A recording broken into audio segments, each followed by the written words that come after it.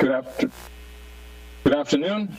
I would like to welcome everyone watching on ITV and via live stream and call the June 16th, 2020 special workshop meeting to order with all board members present via Zoom webinar. Please stand for the Pledge of Allegiance.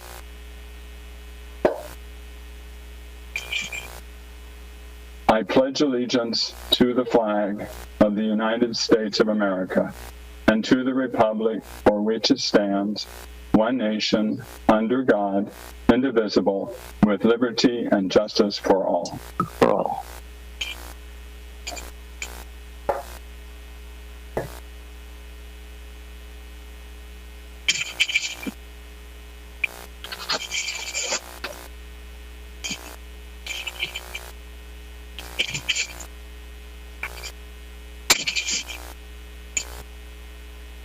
Okay, today, before we start our meeting, I would like to have a moment of silence in honor of George Floyd. If we could just pause the video there for a second. We are going to observe this moment of silence for George Floyd. I'm asking for 8 minutes and 46 seconds, which is the time that Mr. Floyd was pinned down, which resulted in his death, which has resulted in a very teachable moment for all of our students. It has awakened the consciousness of the country in terms of race, equity, historical injustice, and institutional racism, and the fact that Black lives do matter. So please watch the screen and observe it for these 8 minutes and 46 seconds of silence.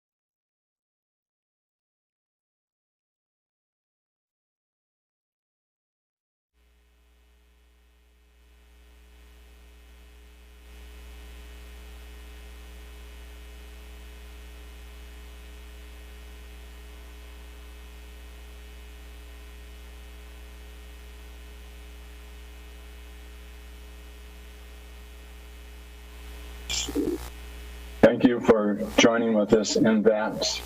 I also want to thank Mike Mackey from the Communications Department, who did a great job of putting together appropriate quotations and images for this tribute to George Floyd. And today, the item on our agenda today is also going to be about the issue of race and equity. But first of all, I would like to ask for a motion to adopt the agenda. So moved. Okay, moved by Trustee Weiser and seconded by Trustee Whitehurst Payne. Okay, we're going to go through in terms of voting on who is in favor of adopting the agenda, the single item on the agenda in terms of school reopening. Trustee Barrera? Trustee Weiser? Aye. Trustee McQuarrie? Aye. Trustee Whitehurst Payne? Aye. And before all of those, I'm going to ask Trustee Zachary Patterson, Board Trustee. Aye. Okay, and Evans, aye. Okay, therefore our agenda is adopted for this special workshop meeting. As I said, we're going to be talking about the reopening of our schools, and this is also an issue of race and equity, racism which exists in all of our institutions, including our educational system. This pandemic has disproportionately affected certain people, particularly people of color, in terms of health, in terms of economy, and also in terms of education. When we went to distance learning, we knew that certain students were going to be more disproportionately affected by distance learning.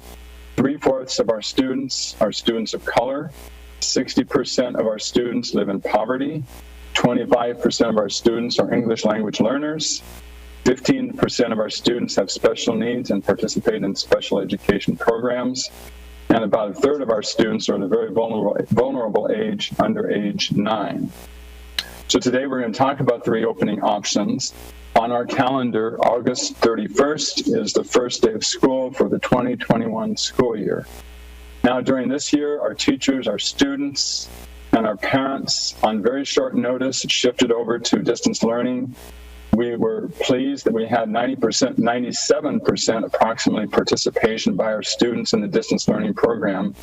But we also know that they have been away from school too long for in-person learning, that by the beginning of the fall, our students will have been out of school for about 6 months with serious learning loss.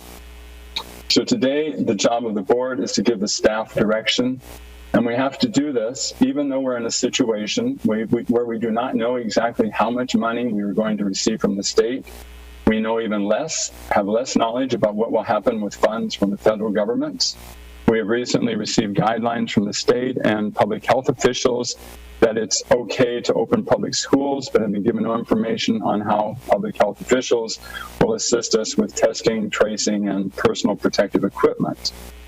What the board's going to do today is look at what is the best plan for our students, knowing that we could be stopped in our tracks by inadequate funding from the state or by insufficient funding from the federal government, but we can't wait any longer to begin planning for the next year. This is one of the most consequential decisions that we will make as a board. In the 160 years of the district, I can find no other time that has faced this type of crisis. We've been through a depression, through a Great Recession, and in those instances, we did not have school closures. It's very difficult, but I know that we can rise to the occasion. Now, at this time, we're going to go to public testimony. At a workshop, we have public testimony only on the item on the agenda, which is the reopening of our schools. If there's not agenda testimony, it needs to be moved to our next regular meeting, which is on June 23rd, 2020. At a normal meeting, we have 10 minutes of testimony on a particular topic. If there are opposing points of view, it's a total of 20 minutes. But today we're going to take much more than 10 or 20 minutes to hear from as many parents and teachers and students and community members as we possibly can. We've put a 150-word limit on the testimony by the public, just as we limit the time when they were here in person speaking. And so to be fair, what we have done is we are reading as many as we can within the time that we have in the order that they were received. If the testimony is much longer than 150 words, we will read part that we were able. But please be assured also that all of the full public comments of every single person who has submitted to public testimony is being submitted to the board, and they are able to review every comment that has come in. So at this point, we will, with Ms. Stoltz and Ms. Ferreira and myself, we will begin reading the public testimony. Let's start off with Ms. Stoltz.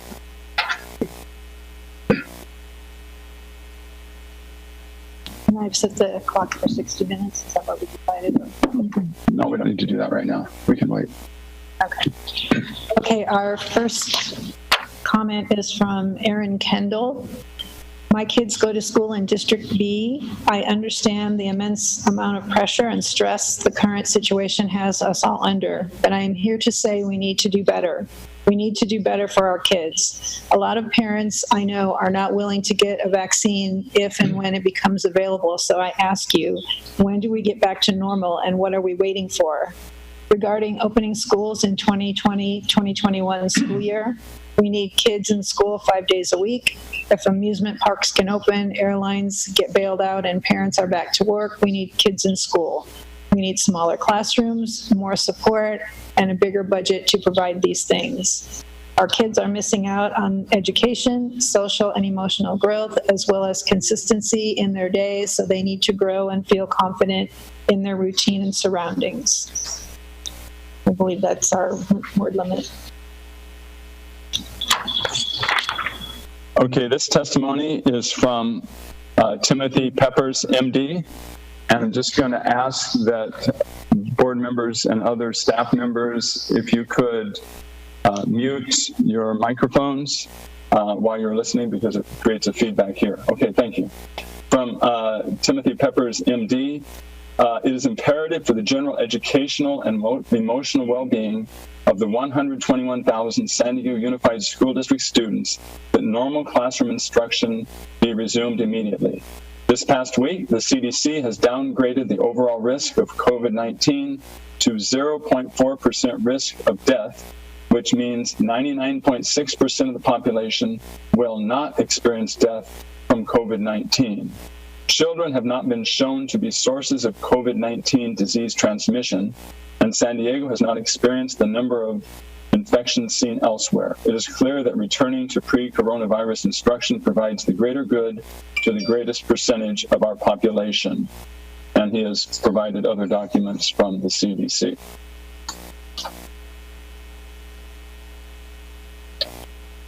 Okay, this is from a group of commenters, including Dr. Peppers and Kat Peppers, Jenny and Jason Hochberg, Eric and Heidi Nasland, Julie and Tim Bubnak, Tony and Veronica Shaw, Karen Ryan, and others. Dear board members, while we recognize the current recommendations and guidelines from public health authorities, the overall negative impacts on children and the economy resulting from anything less than a return to normal school operation far outweigh the associated risks of doing so.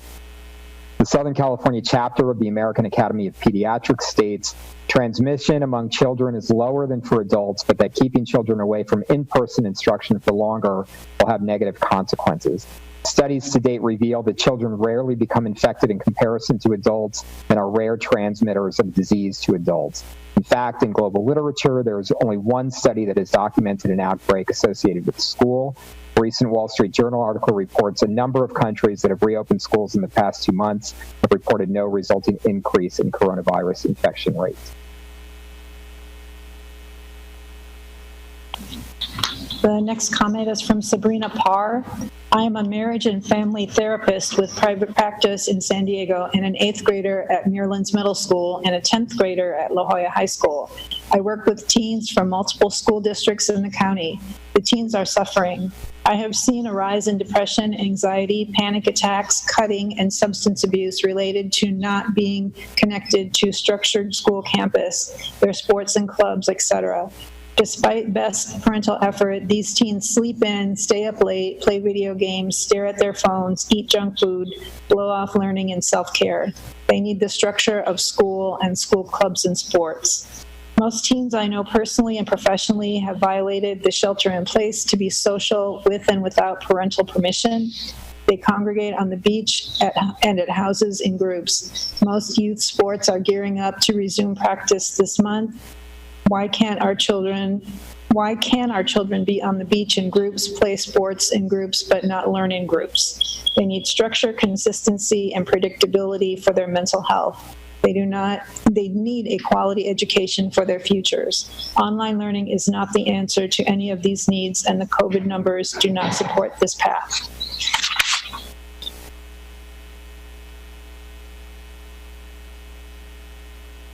Okay, the next comment is from Allison Domers. Thank you for your consideration and stakeholder opinions regarding opening up our public schools. As a former educator and current parent and community volunteer, I have noticed the detrimental effects of the school closures. Firstly, as a former educator, I've observed that the quality of distance instruction to be subpar to that of in-person instruction. It's understandable that teachers were unprepared for this type of instruction and were most likely scrambling to put together an electronic curriculum. With that being acknowledged, the end result was well below what our children deserve and are entitled to. As a parent, I saw the complete deterioration and shutdown of my children's mental health and well-being. Social and physical interaction plays an important role in the development of children, and without these stimuli, children were left isolated in their homes, struggling to make the crucial emotional and intellectual connections with their peers and teachers, mentors. As a community volunteer, it's become clear just how integral sports and physical activity is in the development and fundamental well-being of our youth. With the cancellation of school came the cancellation of school sports, and other activities.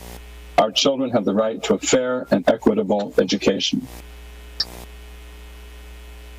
Okay, this is from Paula P. We have 2 kids who want to go back to school, but we cannot allow them to go back to school in person. We would like an online option until there is appropriate testing. We don't want to be the guinea pigs. If other people want to go back to school, we want to see what happens before our kids go.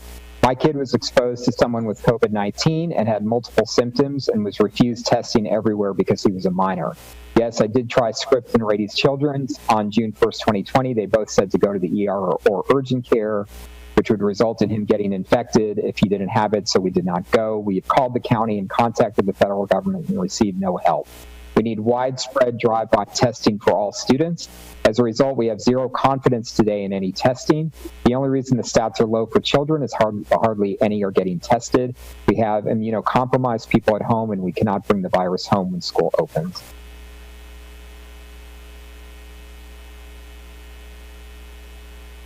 This comment is from Aquascuba at juno.com. We don't have reliable testing. We have good insurance and a doctor's order from a Scripps doctor, but Scripps would not test my kid after 5 phone conversations that they refused to do this test on a minor under 18 unless they were going to have an operation. I was appalled since I read in the newspaper that they were offering the community drive-by testing. We could not get testing through CVS, through the county, or the federal government. I am having trouble, and I work in healthcare, and how can any regular person get COVID-19 testing? Other people have experienced the same problems. Without any appropriate widespread testing of all our teachers and children, I have no faith in sending my kids back to school. We will probably do online school, which is a shame. We are not a first world country anymore. This comment is from Milton Pong. I am submitting my proposal to operate a reasonable school year in light of the COVID-19 pandemic and budget issues for middle and high schools. This would be to set up a hybrid program. This is how it would look. There would be a shortened in-person school day to limit exposure for everyone. This would allow teachers the time to teach in class and also prepare for online learning. For each subject, students would watch 20 to 25-minute lectures on each subject online daily. If kids and parents want their kids to have the in-person experiences, the students can still go to school for the discussions, question and answers, etc. Otherwise, they can have Zoom discussions for those that can't attend in person. Eliminate lunch and eliminate PE for now. Our kids probably cannot attend school in person because we have immune-compromised people at our home. This can be reassessed in the spring as we learn more about the development of the vaccine. Due to the government opening up without proper testing, we believe the risks are too great to allow our children to risk their lives and our lives at home. Others may feel differently, so that is why a hybrid model may make more sense. Okay, this is from Jacqueline Yen, a parent at La Jolla Elementary School. I am a parent of an incoming fourth grader and kindergartner in the fall. My oldest has asthma, so returning to a brick and mortar school in the fall will impose a health risk due to COVID-19. As long as there are no vaccines or proven treatments for COVID-19, I do not feel comfortable sending my children to school. I do understand the necessities of reopening for parents to get back to work. However, please offer a distance learning option for others who are not ready to return their children to school. If schools reopen in the fall, it will also be the start of the new flu season. Flu and coronavirus circulating around the same time will not be a good situation for the schools or for our children. Please offer parents the option of either returning their children to a brick and mortar school or distance learning.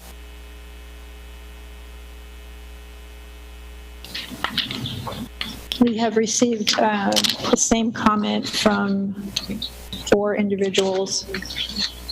Allie Murphy, Mary M. Cantonis, Jennifer Foss, and Andrea Asajian.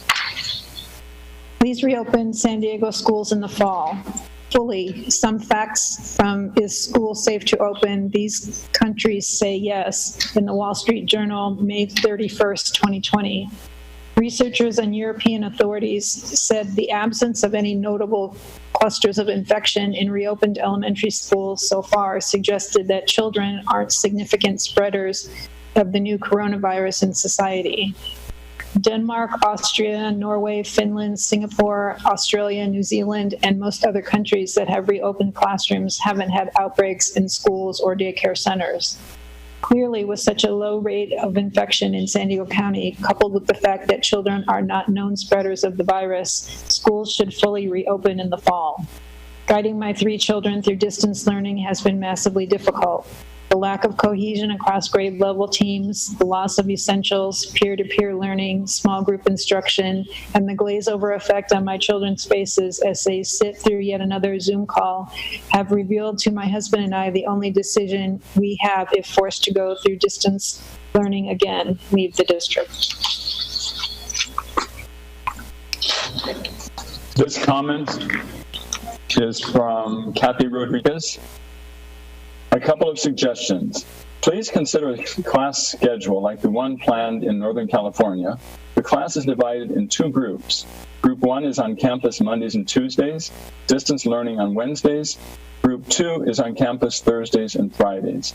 Please consider scheduling siblings on the same day and time.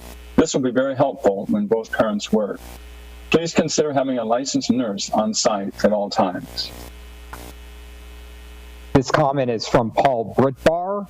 This year has been challenging for us all. We are parents, not teachers. We didn't go to school for this, and our children will not realize the same comprehensive education benefits as did generations before them. I'm a single dad with 4 kids. It is nearly impossible for my oldest, a kindergartner, to be doing Zoom while his brothers carry on in the background. I don't have enough money to buy a second computer to do Zoom. I don't have money to run to the arts and crafts store every day and or the print shop to have all the materials and supplies to execute the assignments. I work and don't have the ability to diligently check into daily Zoom meetings.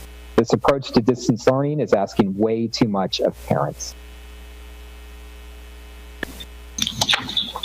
This comment is from Carolina Minty Vera. Experience in other places are showing that spikes in the pandemic after reopening school. Please have a distance learning plan ready. If schools reopen as before without a well thought out plan, I'm afraid I would have to pull my child out. As a concerned parent, I urge you to take the experience in the other places and the scientific evidence into account in your decision, ensuring social distancing and the safety of children, teachers, and staff. This comment is from Amanda Fates. Thank you all for your efforts on behalf of our children during this difficult year. As the parent of an immunocompromised child, I wanted to let you know that what it would take for me to send both her and her brother to school next year. It is rather simple, actually. All All children would need to be required to wear masks and face shields. That, in addition to increased sanitation and efforts to allow social distance, is what we need. I believe this is a very achievable goal. Further, in order to ensure funding, I know that we need attendance. I pulled my son from school to protect his sister, and his absences were unexcused. Maybe if there is a distance option for those who feel unsafe due to COVID, we could avoid this type of unexcused absence and ensure funding. One final note, my son's fifth grade teacher, Ms. Berger, at La Jolla Elementary School, did a phenomenal job with distance learning, and so I wanted to recognize her for her efforts. Her organization of Zooms and assignments could be used as a template. She is an amazing teacher in every way. Okay, Leah Welsing from UC San Diego Health says, good morning. I understand there is a petition for reopening schools in the fall. I am opposed to the schools reopening until there is a vaccination or other assurances that my child will be safe from contracting COVID. The virus is too new. We don't know what long-term health impacts are, if any.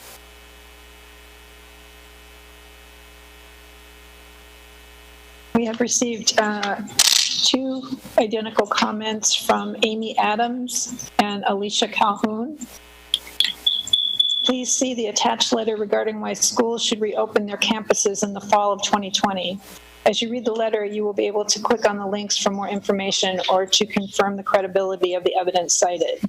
If someone would please forward this to the district physician, Dr. Terrace, it would be greatly appreciated.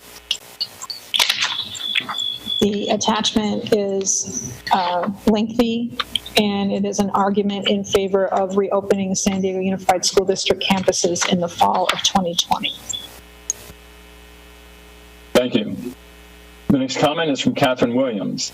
I understand the desire for many parents to want the schools to reopen in the fall. However, the decision needs to be based on science, on whether it is safe at that time.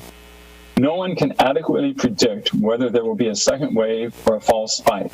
If that happens, there may be another public order for shelter in place, or many parents like myself will pull their children from school.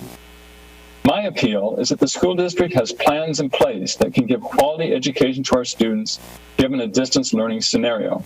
If our students need to stay home in the fall due to virus spread, do you have plans in place for quality Zoom online education?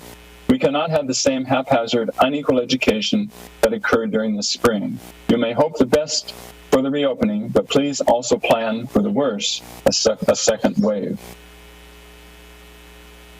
Okay, this is from Christina Brondos, parent at Muirlands Middle School. Thank you for requesting input from concerned parents. If the conditions are in place to allow schools to reopen safely this fall, I support reopening. However, I'm afraid we may not be in a position to reopen safely, and so request that backup plans and creative alternatives also be considered, such as distance learning combined with 1 to 2 days per week on campus on a rotating basis to reduce density, reduced time on campus, such as half day at school, half day at home on a rotating basis to reduce density.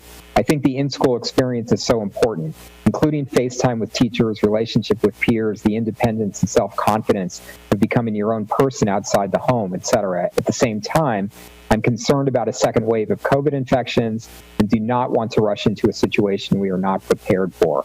So I urge you to consider creative and flexible ways to help our children safely learn in the coming school year. We received the identical commentary from Lisa Ellman and Andre Colas. I would like to join many others in encouraging you to reopen the school for fall semester. The longer school stays closed, the harder it will be to reopen. 1, the difference in academic level between students is becoming bigger and bigger the longer time passes. Despite our teachers doing a fantastic job, keeping up boils down to parent support, and the children that don't have that support are falling far behind. 2, many parents have a difficult choice between helping their children and forsaking work with a loss of pay or sleep as a consequence, or neglecting their children's schooling in order to secure an income. This is not sustainable. 3, the kids are asking to go back. They miss their friends, they miss their teachers, they are wishing for a return to some degree of normalcy. Those that have limited access to the outdoors and friends are becoming depressed. 4, us parents will collectively have to accept a certain level of risk, or this could last indefinitely. Allowing children to return to classrooms with increased hand washing and hand sanitizer and strict implementation of that anyone sick stays home, plus eliminating all big gatherings indoors ought to make it safe enough for them to return. Protect the teachers, recognize classrooms so the students keep distance. Reorganize classrooms so the students keep distance. 5, put a webcam in every classroom and allow those who belong to a risk group to continue participating remotely. This may voluntarily reduce class size.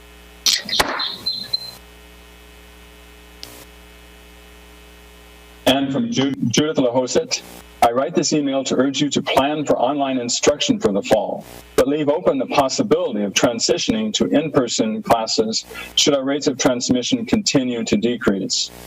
COVID-19 has shown itself to be terribly unpredictable, making flexibility in planning a must.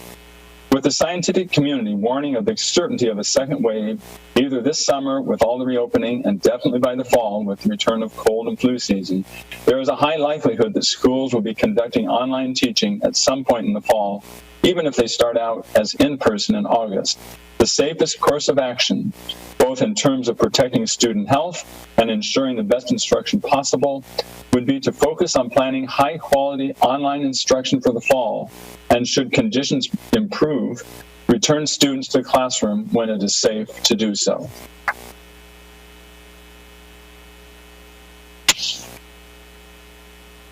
This is from Peter McInerney. Hello, my feedback on fall 2020 school reopening is below. We would like our daughter to be able to return to school in the fall. We expect our school to, 1, provide very specific details on how the school will comply with CDC and local guidelines, 2, ensure guidelines are followed, and 3, regularly and proactively communicate the on-site conditions and situations. Safety of the kids, staff, and families is the top priority. My employer, Illumina, has put much effort and action into creating a safe environment for on-site workers. Maybe schools can work with places that have already brought back people successfully.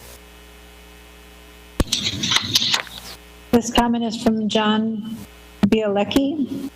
I am writing to you today to express my deep reservations about starting the 2020-2021 school year with a traditional in-person course. To be blunt, we do not know what the fall may bring. Many models predict a substantial resurgence in the fall. This upsurge may or may not happen, but transitioning to a traditional school plan after it is clear that there will be no resurgence is easier and less shamefaced than having to scramble to shift online yet again in an emergency. You may want to take into consideration that there are many parents I have spoken to who see starting this year with in-person teaching as a threat to the health of their family and their children. This seems rational, especially considering recent news stories that suggest that COVID-19, which, contrary to popular belief, does not infect and sometimes kill children, may also may lead to complications like Kawasaki syndrome in teenage and preteen populations.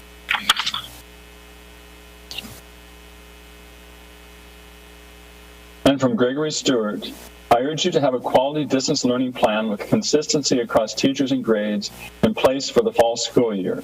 You must have plans in place for quality Zoom and online education for the fall. We cannot have the same haphazard, unequal education that occurred during the spring. You may hope for the best, but please prepare for the worst. My appeal is the school district has plans in place that can give quality education to our students, given a distance learning scenario. I understand parents wanting their children to go back to school. However, it would be best to implement a quality distance learning plan in place of reopening. This is from Vita Palmer. Dear board members, although we would all ideally like our lives in school to return to normal by this fall, we need to be prepared for the possibility that there may be a high enough level of virus infection to still warrant physical distancing. All of the issues with distance learning argue coming up with a better plan B for distance learning to address each of those issues in advance if the health situation requires it. We should all work together for this because all of us want our children to have both quality education and safe conditions.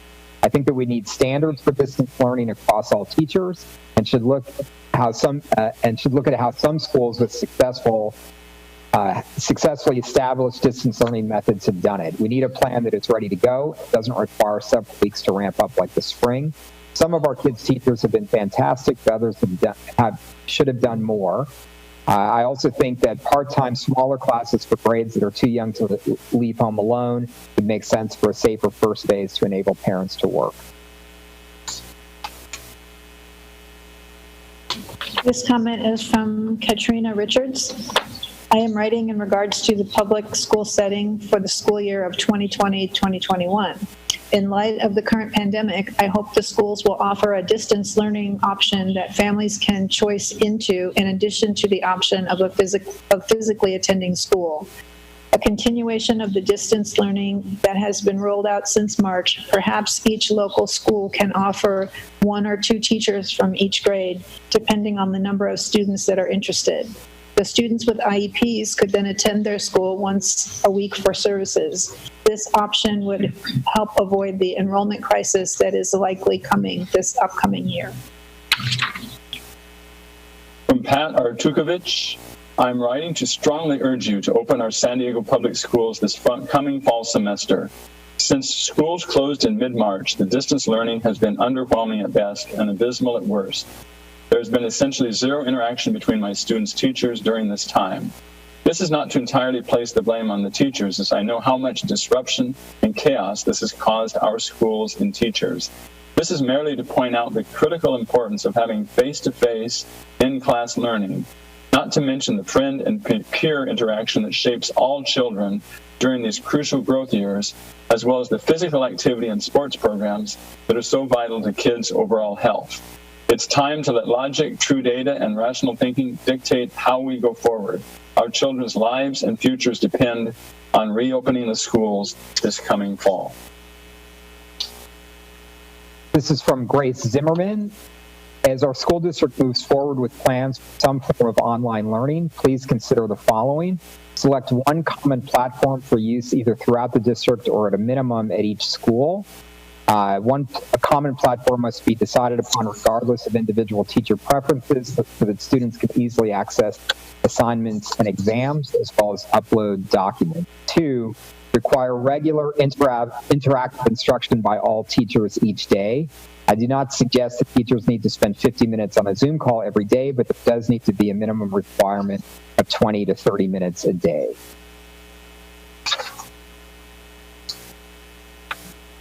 I have 2 identical comments from Quint Daniels and Rachel Kennedy.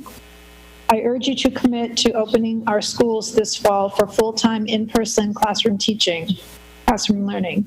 My children have been without a reasonable structured learning environment since March 13th. While my children's teachers at Grant K-8 have shown amazing resiliency over the past 3 months to engage online, their efforts cannot reasonably replace in-person, in-classroom learning. I have no doubt my children would have been more fully engaged and achieved better educational outcomes in the classroom. Second, I urge the school board and superintendent to communicate better with parents. The only communication we see from you is through the media seeking more money from the state and federal government. We need your leadership to develop and communicate plans that provide realistic expectations. We need to know what metrics and thresholds you are using to evaluate risks for fall classes so we can make informed choices. Okay, I want to thank you as we continue on reading some more public comments. It's very important, I think, for the board's work for us to hear what the parents have to say. I appreciate the fact that this information by the parents has overall been presented in a very polite and civil manner. Of course, this is public comment, so as we're up here on the dais reading certain statements, we can't verify any particular statistics or laws or rules that are being quoted by the parents and teachers and community and other members. But again, this is very important for our decision making. As you can see, there's a wide breadth of opinions across the community about what we should be doing about our schools in the fall. Okay, the next comment is from Clint Daniela. I urge you to commit to opening our schools this fall, full-time, in-person classroom learning. My children have been without a reasonable structured learning environment since March 13th. While my children's teachers in K-8 have shown amazing resiliency over the past 3 months to engage online, their efforts cannot reasonably replace in-person, in-classroom learning. I have no doubt my children would have been more fully engaged and achieved better educational outcomes in the classroom. Second, I urge the school board and the superintendent to communicate better with parents. We need to know what metrics and thresholds you are using to evaluate risks for full classes so you can make informed choices. Finally, schools are about more than traditional education. Schools are an opportunity for children to interact with their friends and build social bonds. Schools are also necessary for our economy to fully reopen so parents can return to the workforce. Okay, this is from Margot Ponticello. It is my sincere hope that students will return to some form of in-person learning in the fall. Yes, it will take change and require effort, but it can be achieved with both the teachers' and students' health remaining a priority. If online learning must continue, I hope you would consider the following suggestions. Standardize the teaching across the grade and for the subject. Consider using block schedules, for example, 4 classes a day with 2 out of 4 taught live. Require Monday through Friday daily virtual meetings for each and every course. Consider breakout groups. Give students the opportunity for extra credit if you see they are struggling with the distance issues. Use one standardized platform. Increase communication between teachers and parents. Provide parents with a summary of the lesson plans and timelines for homework and tests. They can help, especially for working parents.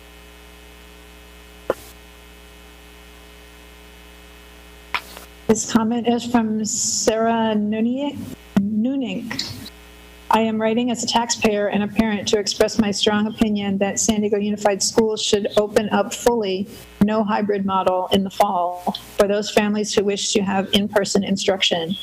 The online distance learning was completely subpar for my child's education, and it is absolutely unacceptable and non-equivalent to in-person instruction. This last few months of the year was a complete loss.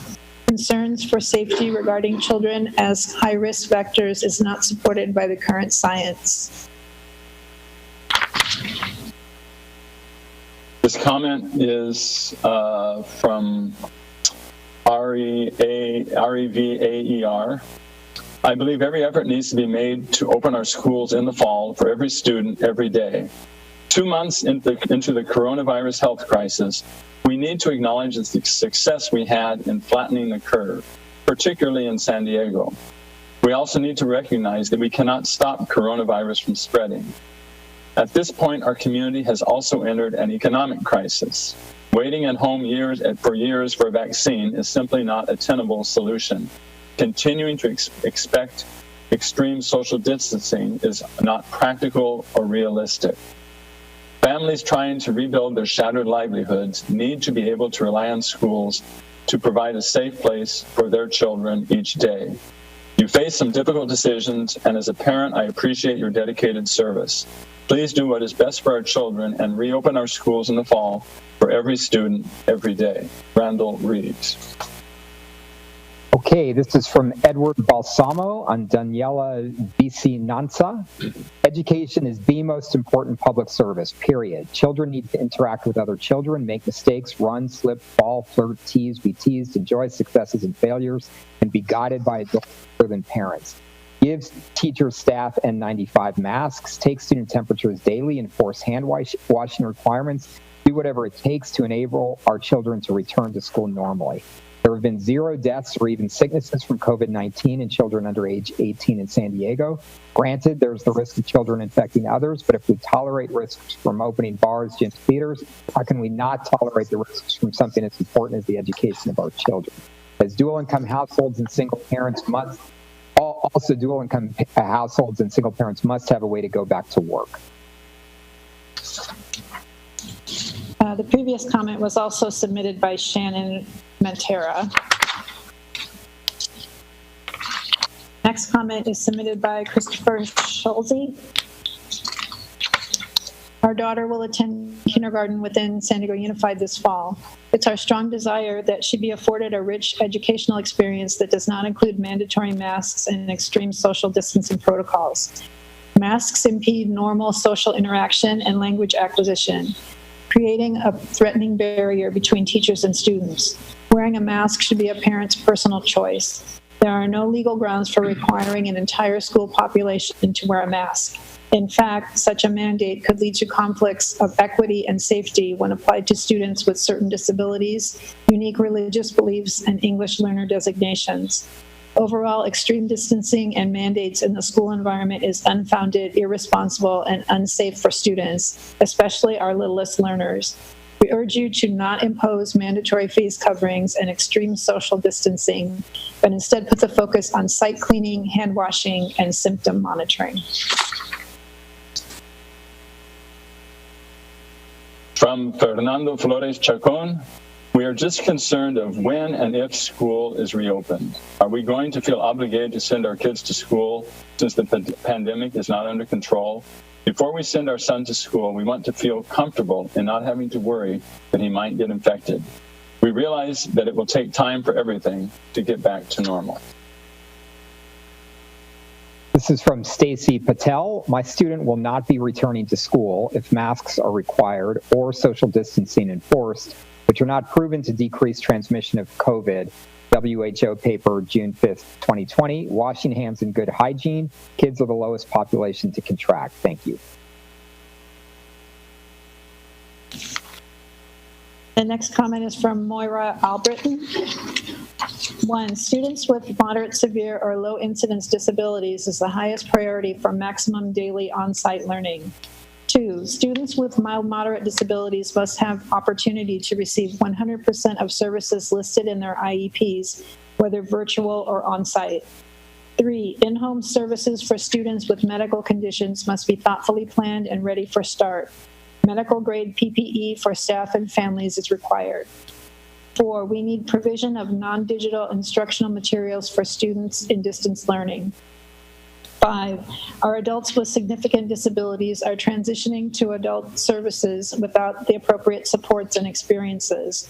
Trustees should demand a waiver and funding to ensure that San Diego Unified is not dumping those exiting without a diploma into unsafe, unsupported situations.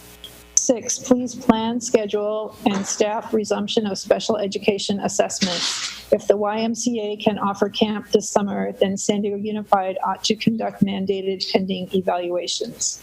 7, preschoolers with disabilities must be prioritized. Forfeiting youngsters' critical developmental windows will be difficult and expensive to remedy.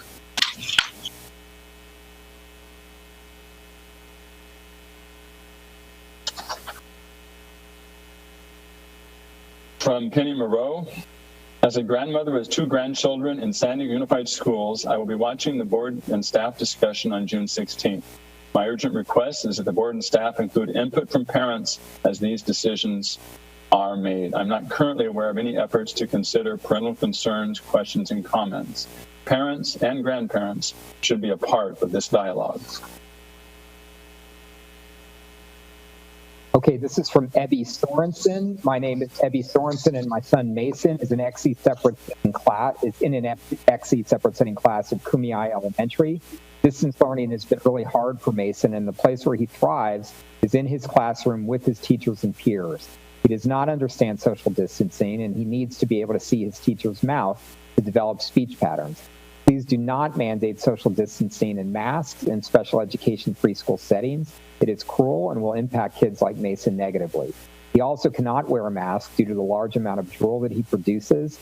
If Mason and other preschool students are forced to do virtual learning next year, it will impact them for their whole life. The skills they learn in preschool are the foundation for them. They need to be in school so much. This comment is from Michael Renner. As a K-5 teacher, I ask the board consider a modified year-round schedule as more developmentally appropriate for supporting the teaching and learning of elementary-age children as opposed to a traditional one.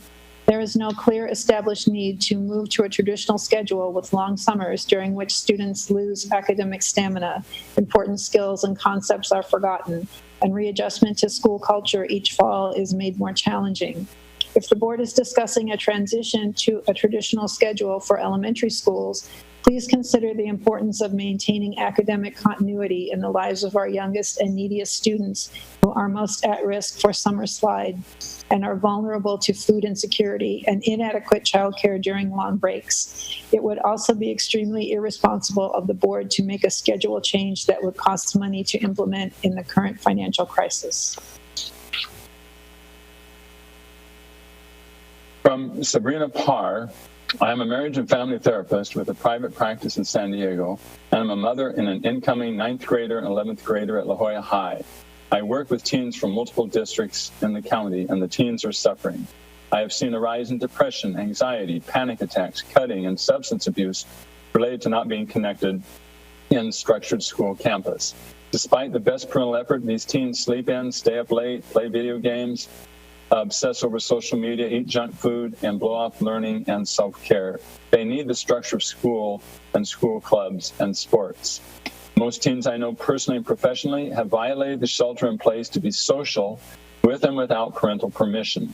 They congregate on the beach and at houses in groups. Most youth sports are gearing up to resume practice this month.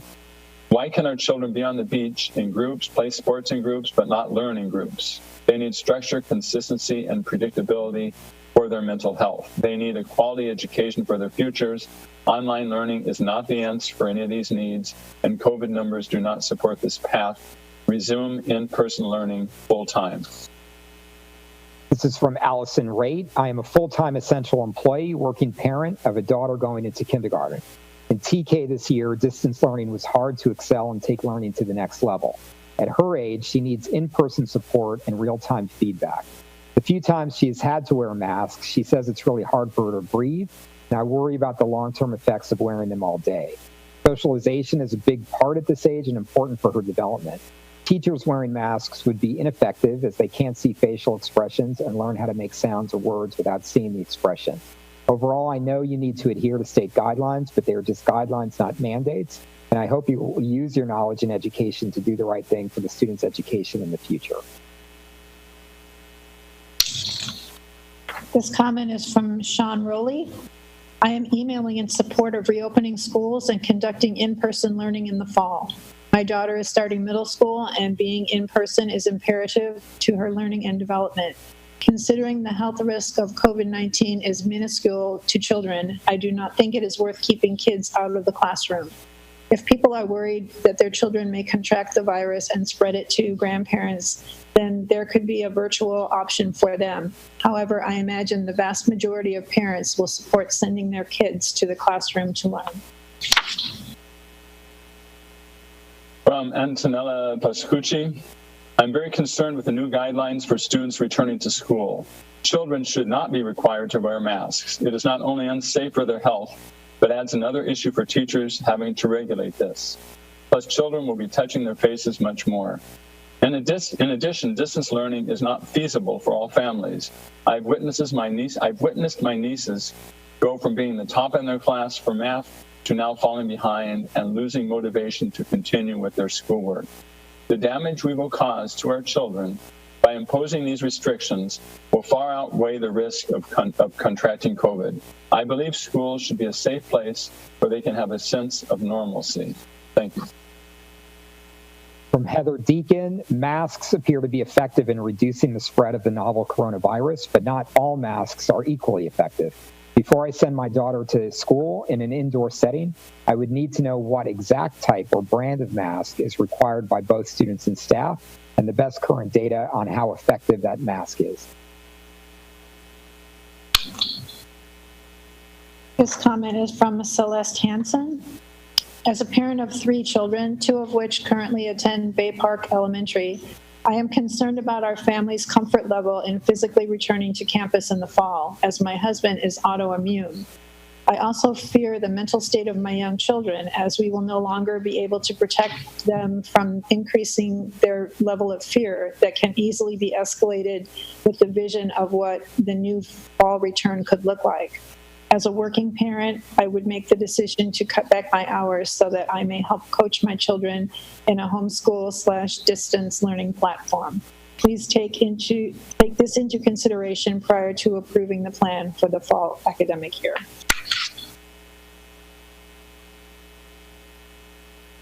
From William Walker, please declare elementary-age children, TK to 5th grade, as our highest priority for in-person use of public school spaces, facilities, resources, and teachers for the 2020-2021 San Diego academic year. Remote learning can be challenging for all our children. However, online, independent remote study is much more challenging for small children. Also, I foresee several professions that will not lend themselves to having the option of working from home as the economy continues to open up. For those parents who must work in person, childcare arrangements may become debilitating and unattainable. Okay, Julia Stewart says, number one, the district needs to fund appropriate staff and time, custodians for daily, weekly cleanings, counselors, teachers, staff for small group instruction, nurses to assess students' staff daily in order to make school sites safe and bring students back to on-site setting.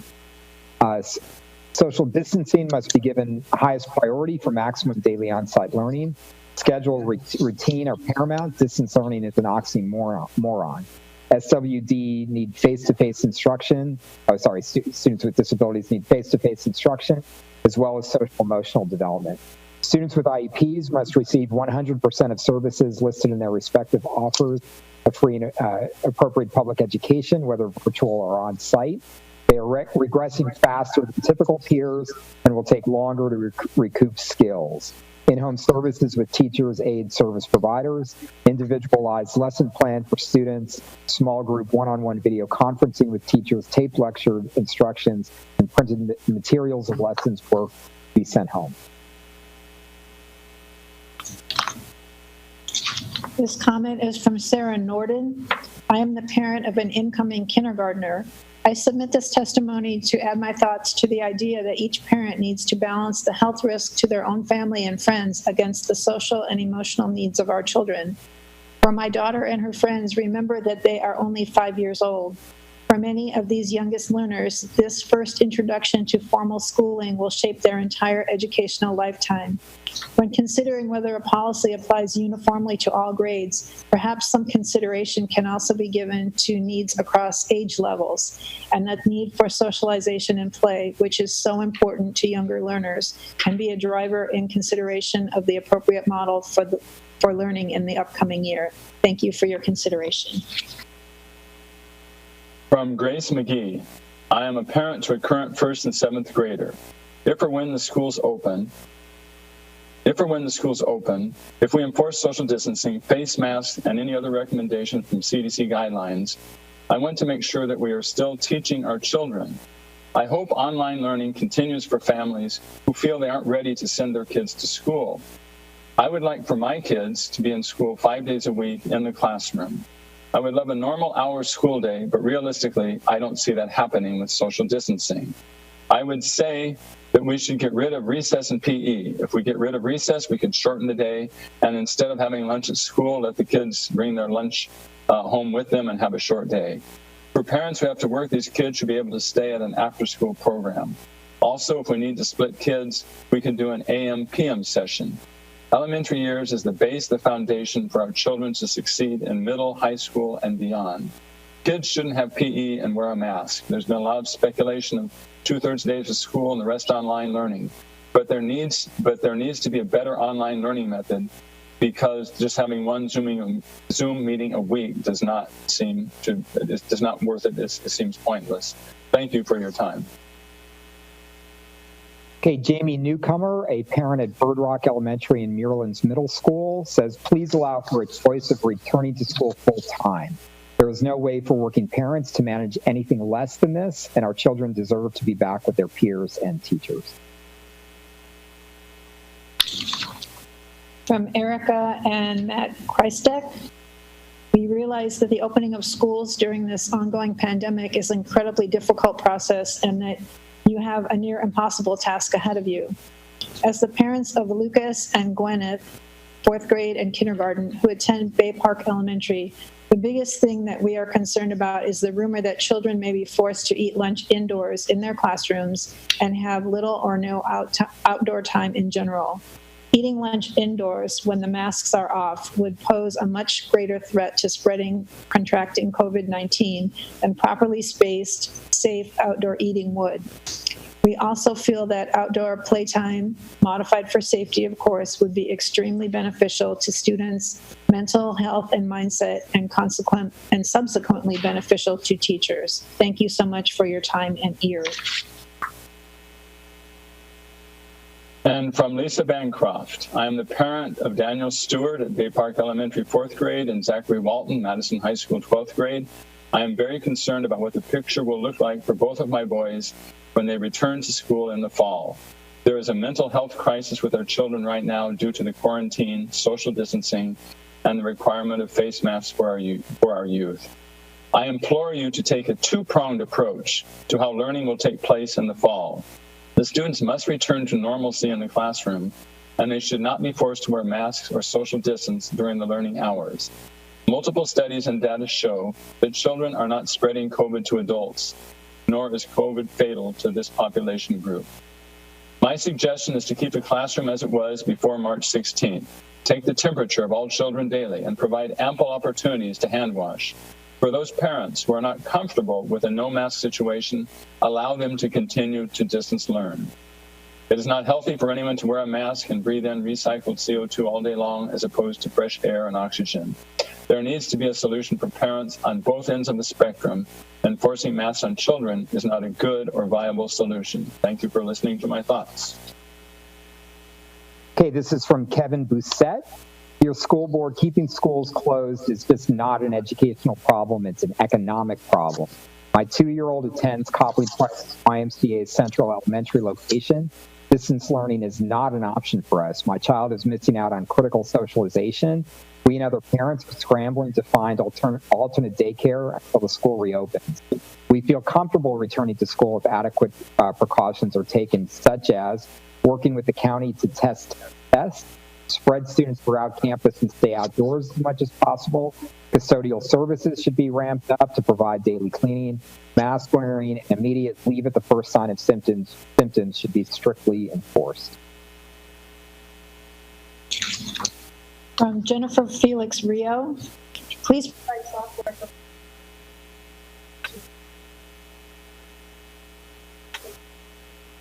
software for screen time for schoolwork. Distance learning over the past few months left my high schooler online with distractions and advertised enticements into non-educational activities.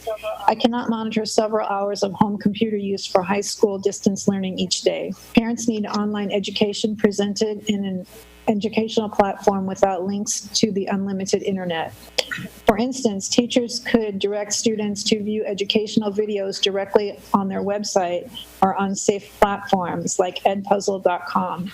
Teachers should never link students to YouTube, an app designed to lure them into spending as much time as possible watching often inappropriate videos. I use Microsoft Family Safety Limits on my high schooler's laptop, but cannot block YouTube because teachers regularly require students to view videos directly on YouTube. What is San Diego Unified doing to make distance learning and screen time more limited to schoolwork? Will you provide software solutions for parents to block the internet distractions? Will you provide an educational platform that mimics the brick and mortar classroom by limiting access to other distractions during school time? Okay, that's nearly 1 hour of public testimony. And as we look through all of the public testimony, all of which the board members have every single comment available to them, the same themes are continuing throughout all the public comments, which is many parents and students and community members are concerned and want to get their kids back in school full time. On the other hand, we have many parents, some parents, who are also concerned about safety issues in the school, some that have immunocompromised members of the family and want to continue with distance learning. Other people are proposing a hybrid model. People have pointed out many individual issues in terms of students with special needs, in terms of the whole issue of parent schedules and how to fit that into a partial school model, and certainly many comments on distance learning and the inadequacy of that, generally speaking, from most of the parents and commenters in comparison to in-person learning. So I think the board has been able to get a good flavor of what the parents and community members are speaking about. And so I think we need to move forward now with having some discussions for this workshop. And so the next step really is to have a presentation by the staff on what are some options and what are some of the issues that we face. And then we can have a discussion by the board and begin to make some decisions. So at this point, I'm going to turn it over to the staff, Superintendent Cindy Martin, Stacy Monreal. So I'll turn it over to the superintendent to let us know how you want to have the staff make this presentation. Thank you very much, Dr. Evans. I appreciate it. We're going to go ahead and share the screen with our presentation so that we can begin the dialogue. If I could have there we go. Thank you, Ms. Ott. So first, let me say how glad we are to be here this evening. Being here was not inevitable. For the past few months, we've been warning everyone that we would not compromise on the safety of our students. We said we would not reopen if we could not make it as safe as possible. We also said that we would require full funding from the state. Now, we have a long way to go, and I'm going to talk about that later, but we're here because our legislature took action yesterday, and that action makes it possible for us to plan on reopening with safety in mind. In addition to safety, the outline we're sharing with the board today emphasizes flexibility. We know parents want to have both on-campus and online options. That's what we will offer. I'm proud of the work that staff has already put into this outline. We're focused on offering online options that are the best available, and our campus options have safety at their center. We've already heard from 1,000 parents and community members, and we're so grateful for their input. We will hear from more families tonight, and as you will hear, we have a survey going out to all of our families this week as well. I just want to be clear. This process is not done. In many ways, we are only just beginning. Starting tomorrow, every school community has work to do in planning to make reopening work for their community. And while the details of every plan will be different by school community, and they should be, but one thing is just very clear. Our start date has not moved. San Diego Unified is reopening on August 31st in the safest, most flexible, student-centered model possible. And I'm more excited about heading back to school this year than in any of the years past. The design of our draft plan is grounded in what we collectively believe.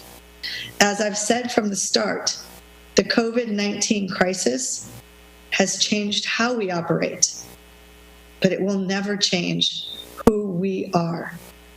Our values are strong and consistent. I would now like to hand it over to Tavka Bustani to share the engagement process with you. Thank you. Good afternoon, President Evans, trustees, and Superintendent Martin. My name is Tavka Bustani, Executive Director of School of Innovation. It is an honor to be here with you today. I'd like to share with you our engagement process and the development of our draft reopening plan.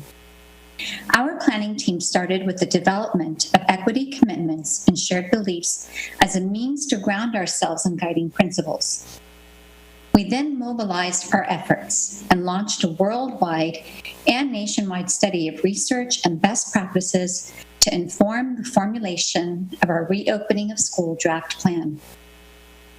We knew we couldn't create a plan without feedback from a variety of stakeholders. We also knew their voices would influence and shape the development of our district plan.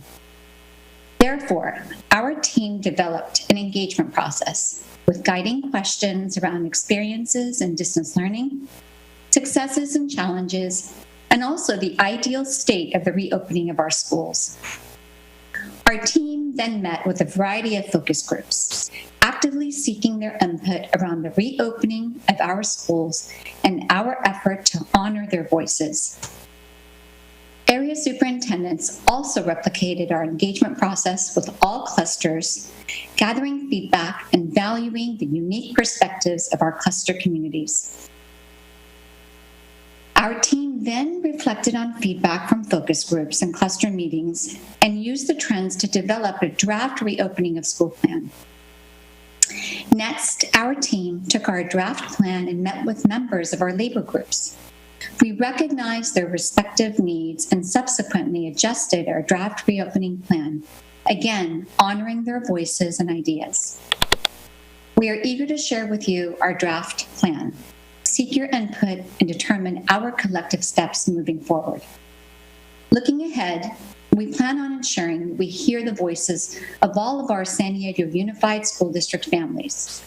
All families will have access to a survey and share with the district team their preference for learning options they feel would most benefit their students and their circumstances as valued members of our San Diego Unified Learning Community. One of the prompts which generated the most discussion and reflection amongst the focus and cluster groups was, describe the ideal state of the student experience as we reopen our schools. From their responses to this prompt, we noted the following trends. Focus groups suggested the district provide clear guidelines and assurances of the measures we are taking to ensure safety for students and staff. We also heard, perhaps from students the most, the need for connection. Connections with peers, connections with their teachers through synchronous and asynchronous learning, and overall connection as a virtual community. Our families shared that they're looking for both in-school and out-of-school options with the flexibility of a customized approach. Stakeholders voiced the need for equity. Equitable access to engaging and standards-based curriculum, and equitable access to rigorous instruction within and across all classrooms every day for all learners. Both families and students underscored the importance of the use of common learning platforms to streamline workload and improve efficiency. Educators, families, and students all agreed of the value and importance of small group differentiated instruction as a highly effective teaching approach to ensure we are meeting students right at their point of need. Parents and principals both expressed the value and the importance of principals supporting teachers in the classroom and students in their learning. We heard that frequent feedback is necessary. It's necessary, valued, and should be consistently elicited and utilized.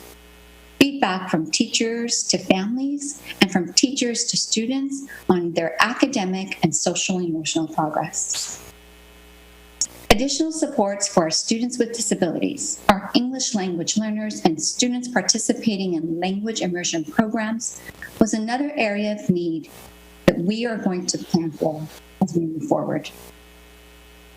The trend that transpired from the field is that parents and educators are concerned about childcare. They would appreciate a learning model that would allow families to return to work full-time. We also heard the need of adequate staffing to ensure a safe reopening of the school year for students, staff, and families. We will continue to be mindful of wellness and plan for responding to students' overall well-being, physical and emotional supports, including mental health needs as they return to school. Focus groups expressed the challenges families were experiencing given school closures and the need to pay attention to family well-being both physical and instructional. Although our context has changed and we are in unprecedented times, our priority areas remain the same. Our priorities are grounded in our beliefs shared by Superintendent Martin. We continue to be focused on equity, educating all children with a focus on underperforming subgroups, such as our students with disabilities and our English learners. Educating the whole child with a focus on social-emotional learning, developing student agency, and fostering student empowerment. We have and will continue to be focused on quality schools in every neighborhood for our families and students we are proud to serve. Our team has worked diligently to ensure that we are crystal clear about the essential components of our learning options as we reopen our schools and design learning experiences for our students. Our 2020-2021 learning options, which will be shared shortly, will include the following essential components for all San Diego Unified School District learners: connection and belonging, social-emotional learning, culturally responsive curriculum and instruction, engagement and collaboration, meaningful assessment and feedback, standards-based grading, supporting students with disabilities, designated and integrated English language development, restorative communities, and parents as partners. Although we don't have time to review the essential components today, we have included a link with detailed description of each component for your review and consideration. I will now hand it over to Sophia Roditi, Chief of Leadership and Learning. Thank you so much, Tavga. Hello, everyone. As Tavga mentioned, we've spent considerable time researching reopening plans, and we've also conducted a thorough engagement process. Based on what we've learned and the input we've received, we're proposing for your consideration 2 instructional learning options. The first learning option is online learning with some voluntary on-site options available for families. And the second learning option is on-site learning. Let's first take a look at our on-site learning option. This option will seem very similar to what students and families are used to. Learning will take place at school for all students, and instruction is led by teachers and is designed to ensure both academic success and social emotional well-being. Students will be in school 5 days a week. They will have time to interact with their teachers and their peers, and they will have access to enrichment and support. Additionally, students will benefit from customized learning as educators incorporate the innovative and dynamic technology-based platforms and tools that were used during distance learning. Our second learning option is online learning, which takes everything that we've learned in our implementation of distance learning and improved upon it by offering a more robust online learning experience for students. Our online learning option will include new tools and strategies for student collaboration and peer connection, more engaging curricular options, the use of active learning strategies such as discussions and hands-on activities and projects, better ways of providing feedback to students, and increased opportunities for enrichment. In this option, learning takes place primarily in the home. Students receive 4 days of synchronous and asynchronous instruction and have 1 day a week to solidify their learning and catch up on any unfinished assignments. Much like distance learning, in online learning, families play a central role in organizing the learning at home. Students and families will have a high degree of autonomy and flexibility with their daily and weekly schedules. Our added component to online learning is an opportunity for students to take advantage of some on-site learning experiences, such as opportunities for enrichment and support, time to collaborate with peers, time to connect with teachers through office hours, and appointment-based IEP services. All of these opportunities will need to be pre-approved and pre-arranged with school leaders, educators, and other staff. This added component of on-site learning opportunities are what many districts are calling blended learning. In our plan, families get to decide which on-site opportunities they would like to blend into their online learning experience. Our job would be to ensure that there is seamless instruction between school and home, and students are using online platforms in both settings in order to deepen and accelerate their learning. We believe that this learning option is ideal for high school students. Throughout this planning process, we have learned a lot from our own schools like Mount Everest and the San Diego Met.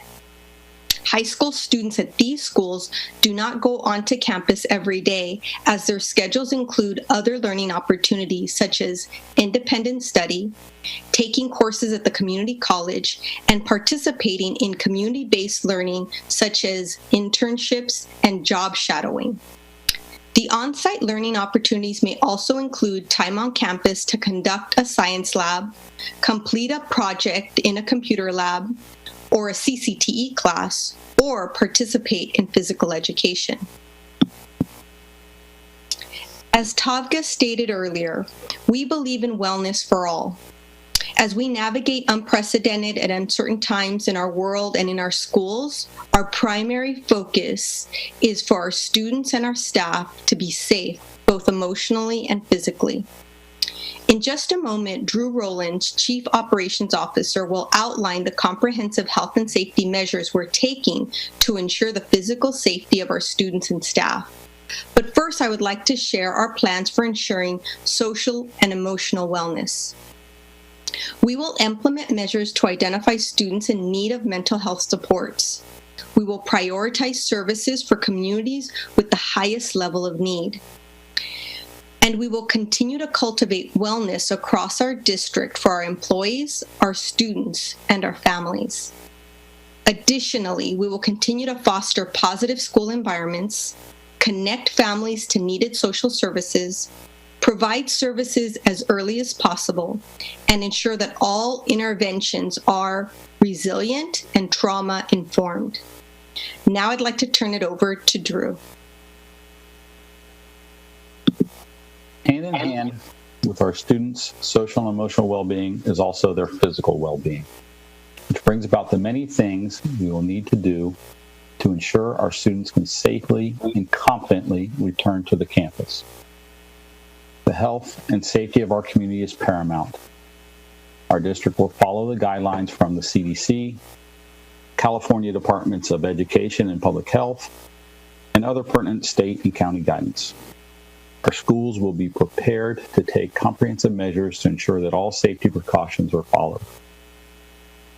Staff training on protocols for hygiene and safety will be provided. Families will receive information and safety precautions prior to the school year beginning. Susan Barndaller, Interim Program Manager for Nursing and Wellness, and I will provide information on the basic components of the health and safety requirements. We know how we approach our cleaning processes will change going forward. Each area on the campus used by students or staff will be disinfected daily. When groups share the use of the same space during the school day, the area will be disinfected between uses. We've been examining methods and products, and our custodial staff will be equipped and ready to perform the disinfecting work. In addition to disinfection, one of the other consistent pieces of guidance is to provide as much fresh air in the classroom as possible. Where we can, we will modify HVAC systems to draw in more outside air, and we will promote keeping doors and windows open when not using the HVAC whenever possible. I will now turn over to Susan Barndaller to discuss some of the other health requirements. Thanks, Drew. Hi, everyone. Currently, temperature checks and daily screenings are required in accordance with county and state guidelines. We anticipate daily screenings will be required for staff and students when we return to schools. Current guidelines include both passive guidelines, which include temperature and symptom checks at home with guidelines before coming to school, and then active screenings, which include temperature checks and screenings before boarding a bus and on campus before entering a classroom. We anticipate the need for a separate area on campus for any person with COVID-like symptoms in addition to the usual health office. And we continue to collaborate with San Diego County and public health agencies for current guidelines on health measures and contact tracing. Current guidelines are that you should maintain 6 feet of physical distance whenever possible.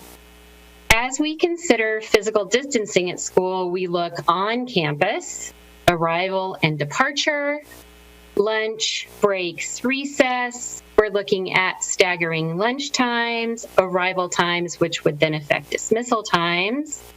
And we see the need for markings, both indoor and outdoor. In class, we are considering the use of physical barriers because barriers may help more students get into each classroom. Current county guidelines of distance guidelines between staff and students could be shortened with the adjustment of physical barriers. Other considerations include making cohorts of students to minimize exposure, how will they be grouped throughout the day, postponing field trips and assemblies, reducing visitors to campus, which includes all campus visitors and parents. And we also need to consider students with special needs who require a different guideline and precautions when it comes to social distancing, physical distancing, The use of face coverings is another guideline we need to follow as currently outlined with both state and county guidelines for schools. To implement a plan for face coverings at school, we know we will need proper training on use and removal, reasonable accommodations for students who are not able to wear a face covering, and alternate protections as needed, as in the case of medical reasons.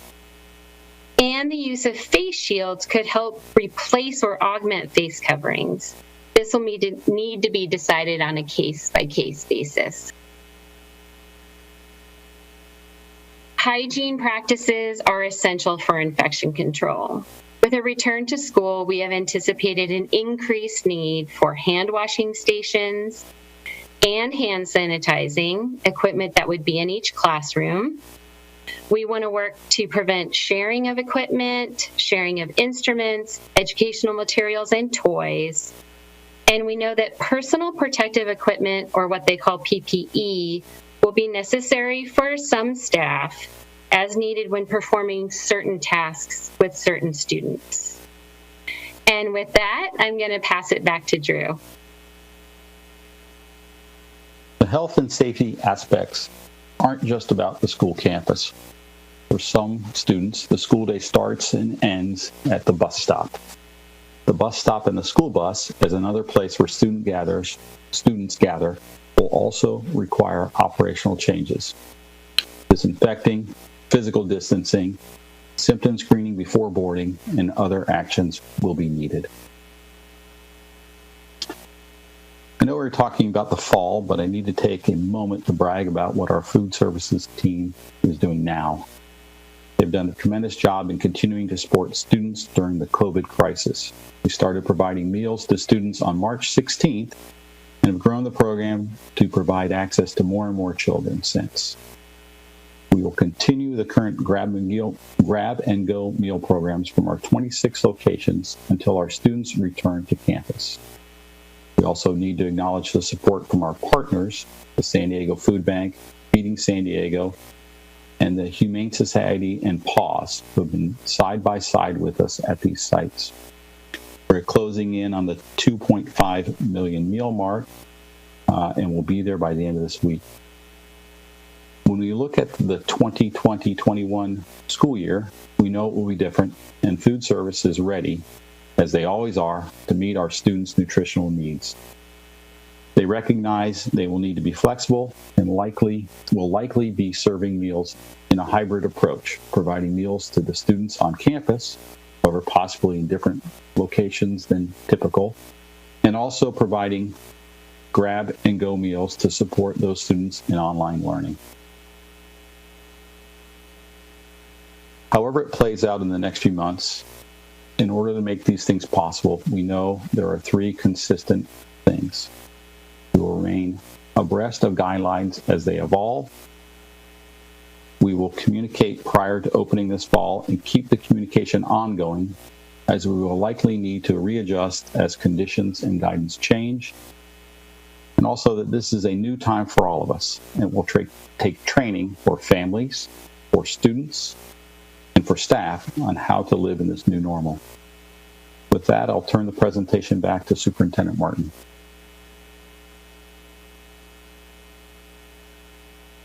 Thank you very much, Drew. I appreciate that. So there's a long road ahead of us. As I said at the beginning, the legislature has reversed the cuts, and that's good news.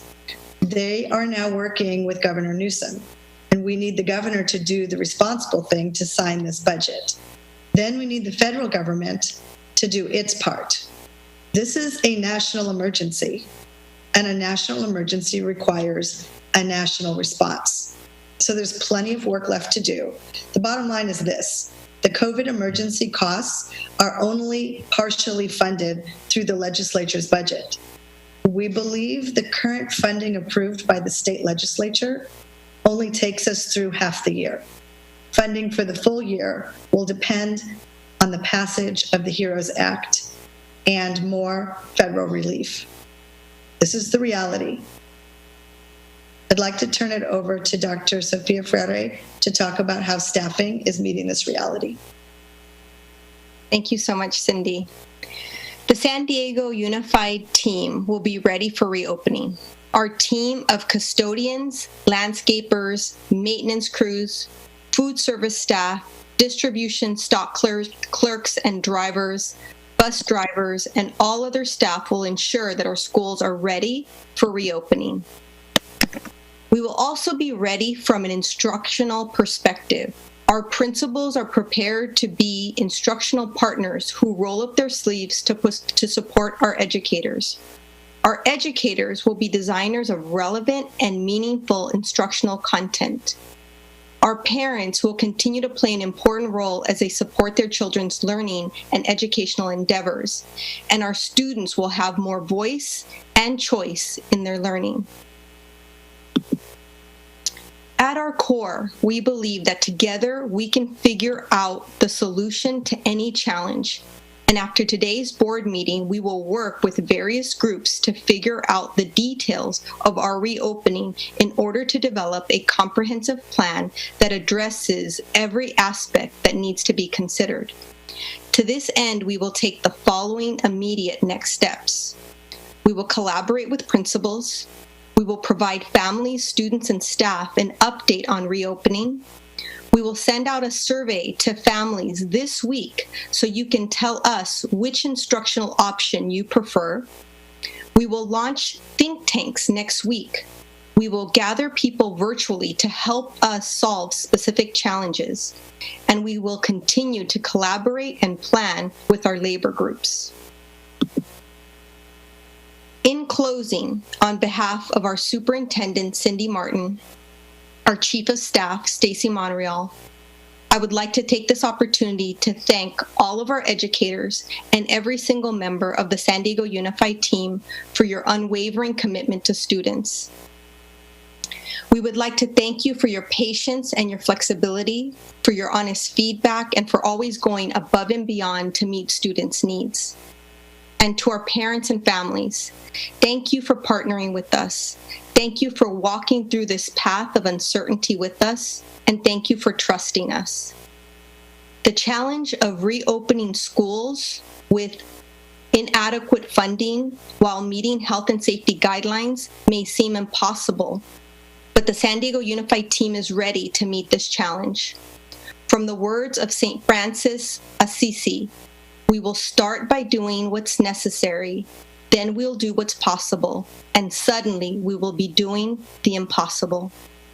Thank you for your attention, and I'll turn it back to Superintendent Cindy Martin. Thank you very much. Dr. Evans, we know that you want to lead a discussion now amongst your colleagues, and refer back to our opening slides at the beginning where we stated the grounding beliefs of what we believe as we developed this presentation tonight. We believe in equity, all children and the whole child, wellness for all, a customized approach, quality standards based on instruction, and our parents as partners. And I'll turn it back over to you, Dr. Evans. Thank you, Superintendent Martin and staff, for that presentation and your very ambitious plans to meet the needs of all students in this very difficult situation. Right now, it's up to the board to figure out how we're going to move forward with this, because obviously the big issue is how are we going to pay for all of this. And just historically, with the governor's budget in May, we were looking at major cuts that we're going to make it. We were going to have to actually make cuts to even be able to continue for a full year of distance-only learning, which was pretty horrible at that point. Now it's a little more hopeful with the legislature in terms of reversing some of those cuts and giving us a little bit more money. And we're still left with the issue of, do we have a full year of a mediocre program, or do we take some risks and say, we're going to start the year with the money from the state to have in-person learning without knowing what's going to happen in the course of the whole year, particularly with regard to federal funding. And so that remains to be determined. But 6 months, as I said earlier, is a lot of time for our students to be away from the classroom. And so this is what the board has to wrestle with in terms of, are we willing to make this plunge to do something that's very difficult, because we're also going to be in a situation where we're going to be asking our parents and students and families to make a lot of sacrifices. It's not, we think we may decide it's better, depending on the board discussion, that it's better to be in school than distance learning, but it's not going to be the same type of in-school environment that we had before. There are going to be a lot of inconveniences. So with that, we can open up some board discussion with this. I'll start off with Vice President Barrera, and then we can go to other board members. Thank you, President Evans. So I just first of all want to thank Superintendent Martin, Chief of Staff Stacy Monreal, and Sophia Tavga, Drew, and Susan for the excellent presentation. I know that the work that you've done to develop this plan has been extensive, and you walked us through all of the input and all of the research that you've done to develop this plan. So we've got discussion, but I want to begin by making a motion to adopt the plan as presented by Superintendent Martin and the staff, which includes two options for students. One is to be back on campus for a full school day, every day at every school in the district, with the necessary physical and mental and social emotional resources that are required to keep our students and staff safe on campus, and includes an option for online learning for students and parents who are not yet comfortable coming back to the campus physically, but that is a quality online learning option that meets the standards that were presented by the staff. It's an excellent plan. It provides, I believe, our students with the options that they need. We have students that absolutely need to be back on campus, and we have students and parents that aren't ready to be back on campus. And this plan provides a quality, safe option for both groups of students and for our staff that need to make a decision about being back on campus physically or continuing as part of the team delivering online learning. And the process that the staff has laid out is also a necessary process. From here, it gets rolled out to the schools. The schools have to work with their school communities to develop how to implement these options in the way that fits best for the unique needs of each school. And of course, includes a survey option for full parent input and necessary ongoing communication and negotiations with our unions. So that's my motion to adopt the plan as laid out by the superintendent and to move forward with implementation. So first of all, is there a second to that motion? And then we will continue discussion. Trustee McQuarrie is seconding that motion. So we have a motion and a second, which is basically to follow as Trustee Barrera pointed out, to follow the superintendent's recommended plan of an in-school full-day option, as well as a distance learning option for those who are not able or are not comfortable doing that in a high-quality online option. For that, and knowing that and also I'm sure part of the whole issue of the motion is that being fully aware that we do not have currently all the money we need to have this program going for a full year on site in school. And so there's a lot of work cut out in terms of with the state government and the federal government to make sure that happens. That's correct. Okay. Any questions, comments by board members? And just who is that? You want to go first, Trustee Whitehurst? Okay. I'll let you go first, Zach. Okay, Trustee Patterson, our student board member. Okay, so I just want to, so I can understand the picture a little bit better. So how long do we have that we can say with certainty in the current funding level, assuming Governor Newsom approves that budget, do we have to sustain the motion that Trustee Barrera mentioned? So I want to know, are we looking at October, November? Are we looking at January? How far into the school year can we make it with the current situation? And if we do get to a situation where we find out that we are receiving significantly less funding than was put forward in the HEROES Act passed by the House of Representatives, what is our plan at that point in time? Okay, well, first of all, just to address one part of that, which was the staff is saying a general approximate issue. We're still need details from the state budget. The money from the state for COVID would allow us to do it approximately half of the year. So by following this motion, we know that we can have both of these options, in-person and online learning, for the first half of the year. The second half of the year would be to be determined. And again, our preference would be for it to be for the entire year.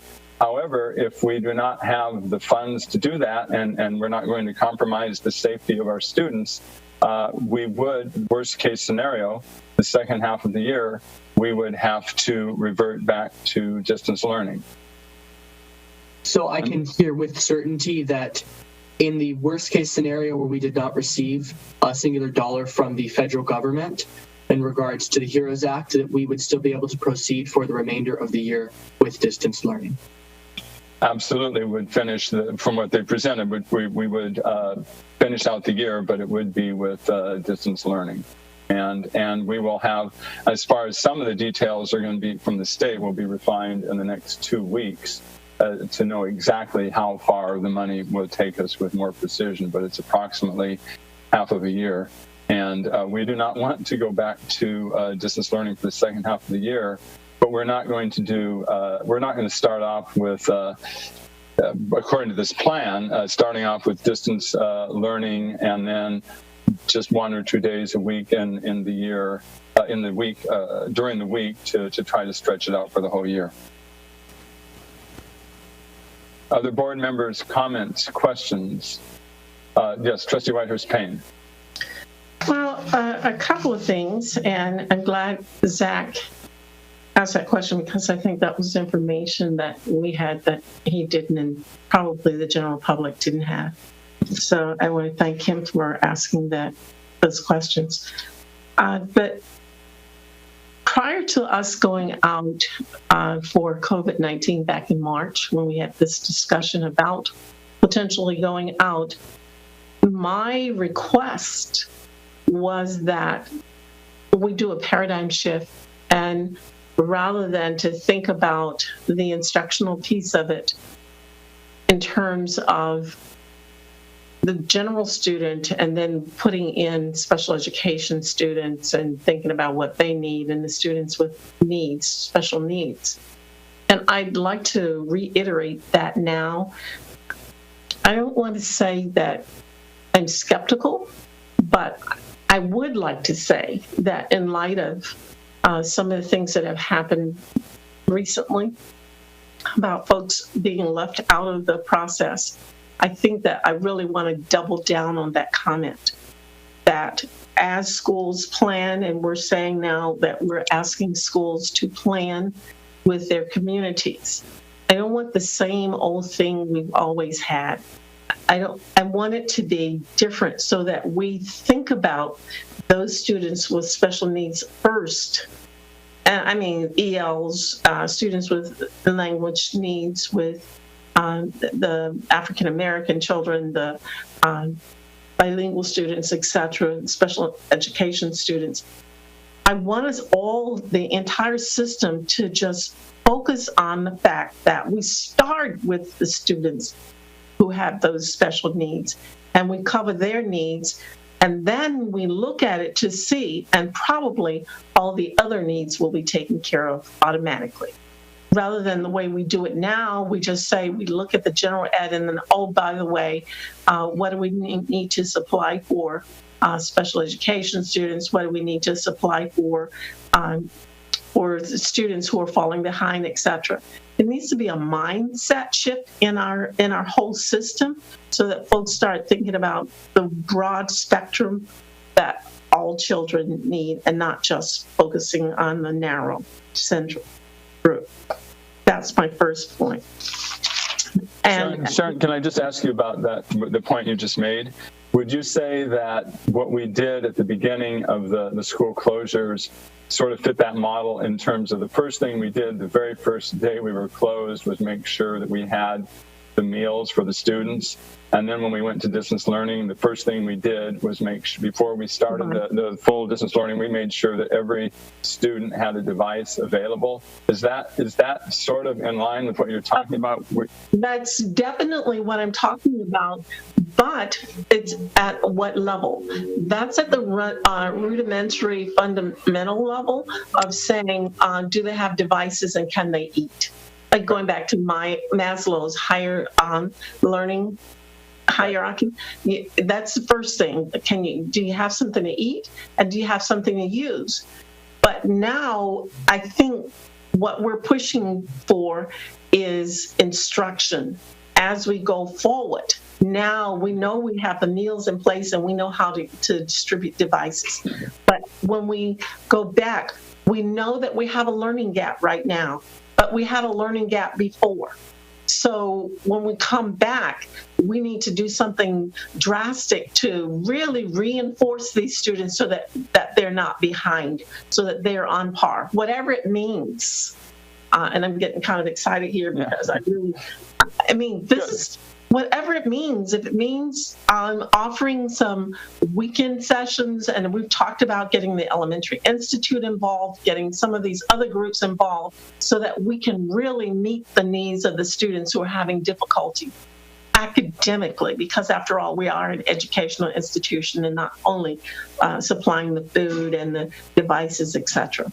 So I hope I'm getting to you on that one. And then thank you for asking that question. The other thing I really want to point out is this business of the survey, because you, John, in particular, I'm sure, received some discussion calls, etc., about the fact that not everyone was considered for the focus groups or they thought a survey had gone out, et cetera, et cetera. And I just want to look broadly at how you collect data. One way is what we did, obviously, was to select some focus group members, and then go to them and determine the parameters. And now we're going to submit the survey for everyone to respond to and collect those data. The other way you could do it is to survey everybody initially and then drill down with the focus group. So I just want people to understand the process, that folks weren't left out in one thing because you needed to form the survey. And hopefully on this survey, there will be room for people to put other comments and to let them know that they were not being left out. But we had to go with some categories to collect data so that we can quantify it. As you and Richard and Marty were reading the statements that were coming in, I was kind of doing a little bit of tallying about how many were for, how many wanted to bring their kids back, how many wanted to have online learning. And from what I was doing, from what I received, it looks like it's a 3-to-1 ratio of people, and then some of the anomalies involved. But basically, most people want, from that segment of the comments, 64 comments, it was roughly 3-to-1. So the majority of the people want to come back, and 1/4 have said online learning. And so I support this motion that that's the way we should move. And for those folks who want to keep their children home, I support that because they have legitimate, valid reasons for wanting them to not be there, etc. So. Okay, I'm sorry. I have my window open here at the center. For your comment on the survey, I asked the superintendent or the staff. Was the understanding that the survey is this a district survey, or is it done on? My understanding was that it's done on a school by school basis, so that it wouldn't necessarily be the same survey everywhere. Or can you, superintendent, answer that, or say who should answer that? The survey is intended for the parents that have children enrolled, and we'll be developing the district survey, but it'll be going out from the school. It's developed by the district, though, but the schools will be sending it out. Okay, so so I'm assuming that schools will have other ways to garner additional information, whether it's additional surveys or meetings or something to sort of customize what they are doing? Yes. Okay, good. Okay, thank you. Trustee Beiser, any comments or questions?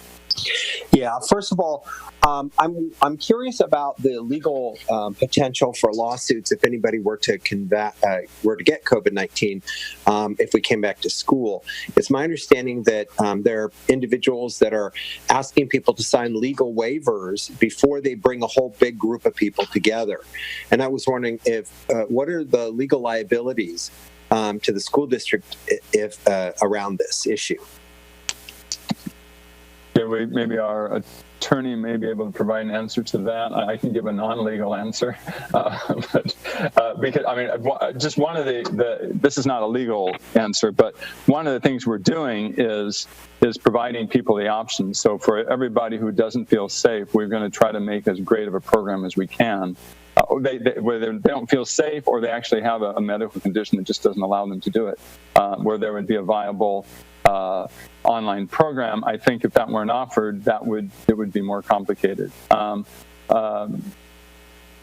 Ms. Green, do you want to weigh in on this? Yes, thank you, President Evans. In answer to your question, Trustee Beiser, it really depends. There are certainly conversations being had in the legal community about certain waivers and what those might look like, and different versions being shared and considered. That is something we could look at, but ultimately the standard for liability at this point, I believe, would be a negligent standard. So it would really depend on how much effort we put in and whether our efforts were thought to be ultimately sufficient. I think as the summer comes along and guidance changes, as long as we are following the state and federal guidance and the local guidance, that we're probably in very good shape. But we can certainly look at adding a waiver process to that and whether that would be sufficient.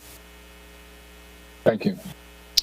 I also, just to follow up on that question, I'm aware that at the federal level, the federal government has passed various laws exempting from liability certain entities or organizations. And for example, the reason why I'm concerned is a large organization like ours, for example, let's just say that there's a custodial or a janitor that doesn't show up for work someday for whatever reason, and then that school doesn't get properly cleaned, and then let's say there is a COVID infection in the school or several, or an outbreak, that would open us up to potential liability to the extent that it could be debilitating to our school district. And so I'm very concerned about bankrupting the school district.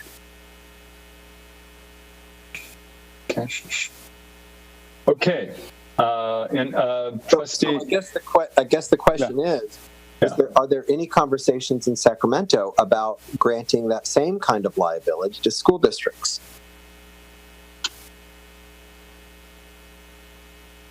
Trustee Beiser, from my perspective, I have not heard that yet. That certainly would be an advocacy piece that would be helpful.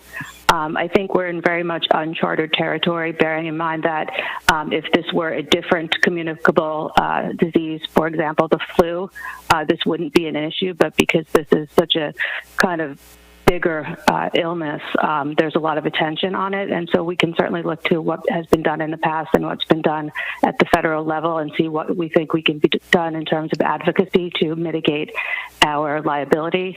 I would add that it would not bankrupt the district. We do have insurance, but that is certainly something that we don't want to say, we have insurance, so therefore it's okay. We still would want to take every action we could to protect the district and, more importantly, to protect our students. Okay, thank you.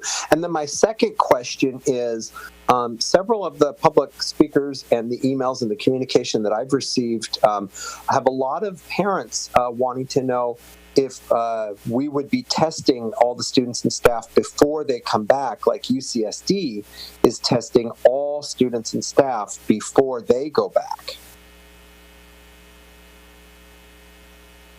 I don't know if the superintendent can give more answer to that. Where we're at right now is still investigating in that, and I think as you have pointed out before, Trustee Beiser, we do need cooperation from our public health officials, because if public health is telling us, one of the guidelines is you should have testing and tracing, they need to support us in providing that testing and tracing, and so I think that's one of the. I'm assuming that that's one of the tasks that of the many tasks that the staff is going to be dealing with in the next 2 months, to come up with what plan there would be and what cooperation we would have from the various entities to make sure that we have preventative testing and tracing and everything else. But I don't believe superintendent or staff have a specific answer on that at this point, do you? No, not at this point, but it is definitely something that we are looking at our partners like UCSD. We work very closely with UCSD and understanding what they're able to do and how they're doing it, knowing that that's a very different setting. It's adults and it's an enclosed setting. We have people coming and going every day to our campuses, but it's still something that we want to look at and better understand. But Susan Barndollar and Howard Terrace also are very much involved in all of those conversations. And after tonight, we get forward with our planning once we have the direction from the board. And it's definitely something that we are all considering and looking at what is happening at the county level, what's being provided and what's available. Okay. And then just a real quick point, a question, a clarification. When students are in the classroom with the teacher, when they're in the classroom, would they have masks on or no masks on in the classroom?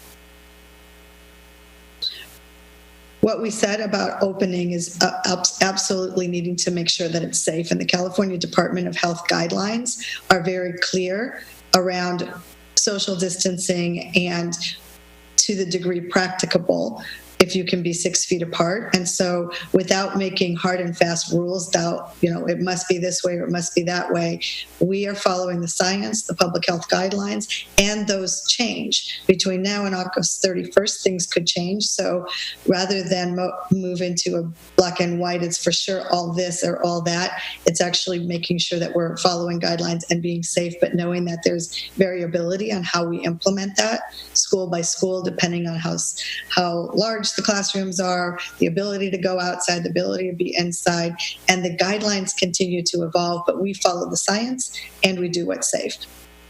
So based on that realization that, August 31st is quite a ways away, and then we would be going through the summer months, is there a potential that the guidelines may completely change and allow us to just go back to school like New Zealand now is completely back to normal now, 100%?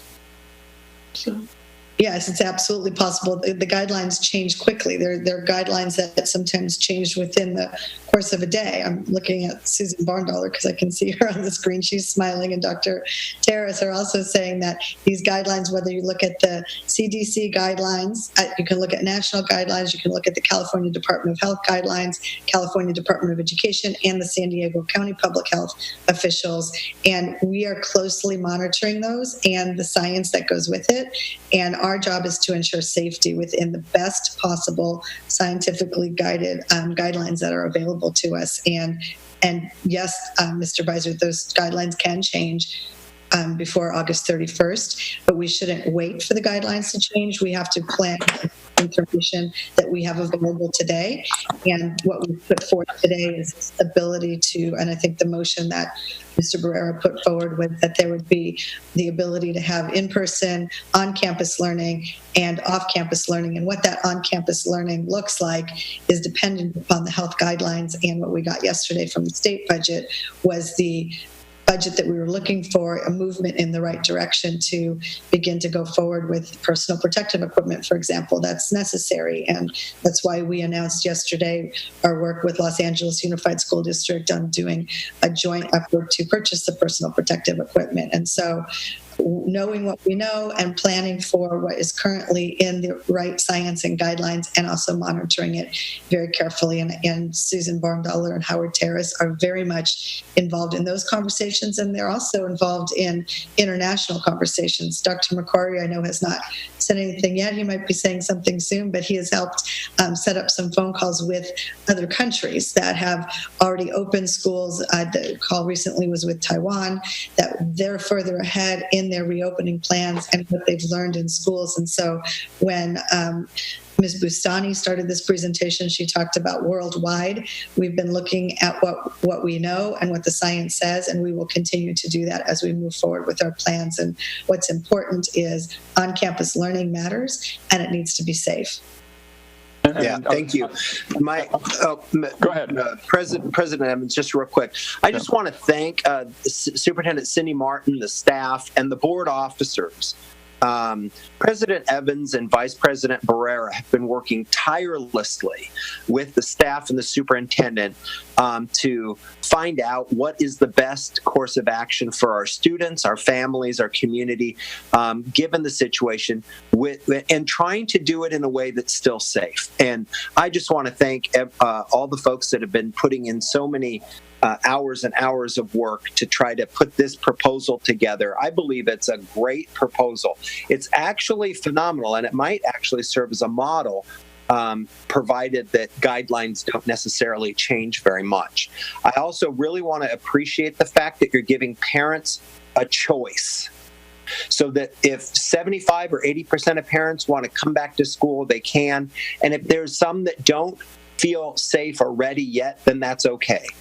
I've talked to some folks in other countries that have reopened up, and initially, a lot of parents that wanted to stay home, after a period of time, realized that it is in fact safe, and then they transition back into regular school after finding out what happened. My last question is related to our oversight responsibilities for charter schools. We have a lot of charter schools in San Diego, and my question is, what are we doing to make sure that their plans and procedures are in compliance with guidelines? And what kind of liability do we have if a charter school decides to go rogue and just pretend like nothing's happening? Superintendent, do we have someone from the charter school office that can comment on this issue? I don't have someone from the charter school office on this call right now for this board workshop, but I am working very closely with the charter school office. And when the California Department of Education guidelines came out, it didn't say a lot about charter schools, but it did prompt us to ask a lot of questions so that our charter office is fully aware of our responsibility as oversight and what is ours to be in charge of and how do we walk that line. And since the guidance was not very robust, I would say, from the CDE guidelines, we are working with the CDE and with our local charter partners to follow up on where that oversight lives and what our responsibility is. So Mr. Beiser, that is definitely on our radar, and we're aware of our responsibility there and working closely with our charter office that provides the oversight and our charter leaders as well. And I will also work with and meet with our charter leaders later this week. All right. Thank you very much. Okay. And Dr. Evans, Trustee Beiser, if you'd like me to weigh in, we likely would not have liability for the charter school if they were to create their own liability. We are actually legally separate entities, so while we have certain oversight responsibilities, we are generally immune from liability for their actions. Okay. Thank you. And I just wanted to comment just a second, then I'll go to Trustee Whitehurst-Payne.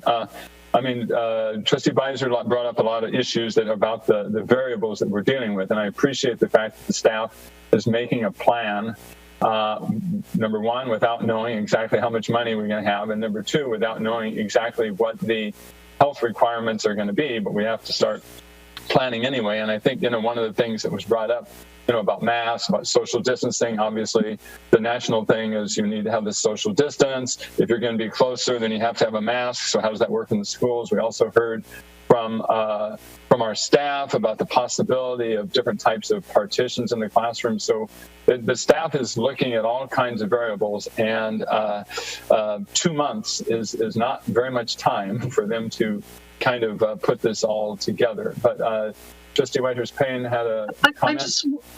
I just wanted to comment on the point that Kevin made, because just to clarify it, because remember, we got excited once about the testing piece, but I spoke to a doctor, Dr. Suzanne Aflalo, and she told me that even if we tested everybody today, tomorrow somebody could get it. And so that's not a panacea. So maybe Dr. Harris can weigh in on it. So, we were thinking if we just tested folks, and then we wouldn't have to worry about it because we'd all be tested. Well, but right. That's an unfortunate opinion, because if you take a look at countries that basically dodged the entire pandemic for the most part, Korea and Taiwan, they implemented mass testing so that they could immediately identify who has it and quarantine them. And then that had a profound effect on the spread of COVID-19 in those countries. And I agree with you about Korea. South Korea, that's why they had such a few cases. But I'm talking about now, because we're open, and if you tested the kids, we're not necessarily tested them one day, then someone from at home could come in the next day and infect the child, and then the child brings it to school. It's not like we're testing every day. It's kind of what I'm saying. Okay, well, we'll go to an expert on this. I also have my own opinion about it, but basically, we're going to have to rely on public health officials to tell us what is needed and appropriate. And then number two, how are they going to help us do it? So, Dr. Terrace, could you just comment on this whole testing and tracing issue? Yes, sure. Right now, community-wide testing is really a public health responsibility, not the responsibility of the school district. That is not something that public health departments are eager for schools to go and do. It's the availability of testing is still very important. The fact that we can test children who have symptoms a couple of negative tests, and then they can come back. They don't have to wait a whole long time. So that is definitely going to help us. There may be situations where the public health department will want to test people in a certain community because there appears to be a glut of infections there. But massive testing of students before we open schools is not something that public health is working on right now. From the discussions I've had with them. Thank you, Dr. Terrace. Trustee McQuarrie. Sure. Yes, I want to begin with thanking the staff for the excellent report, very comprehensive, and as the plan addresses many of the issues that I have been tracking and deals with many of the concerns that our parents and staff have raised.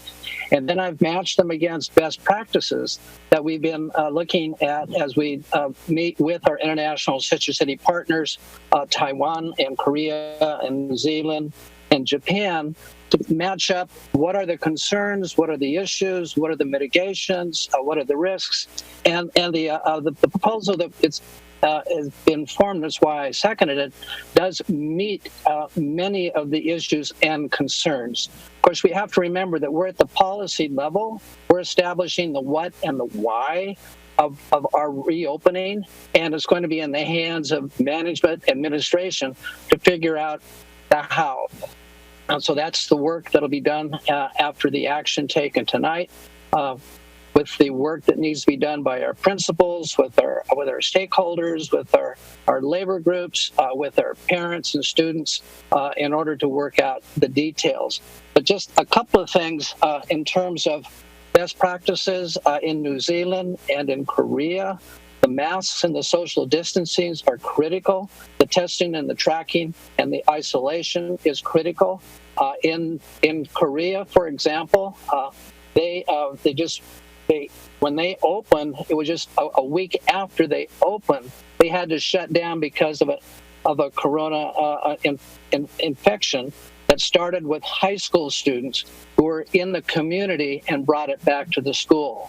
So there's even though we can do the right things and the best things in our school, we do live in communities, and communities we have to work together. So our best practices in the school really need to include a discussion with our community and our civic leaders and the broader population.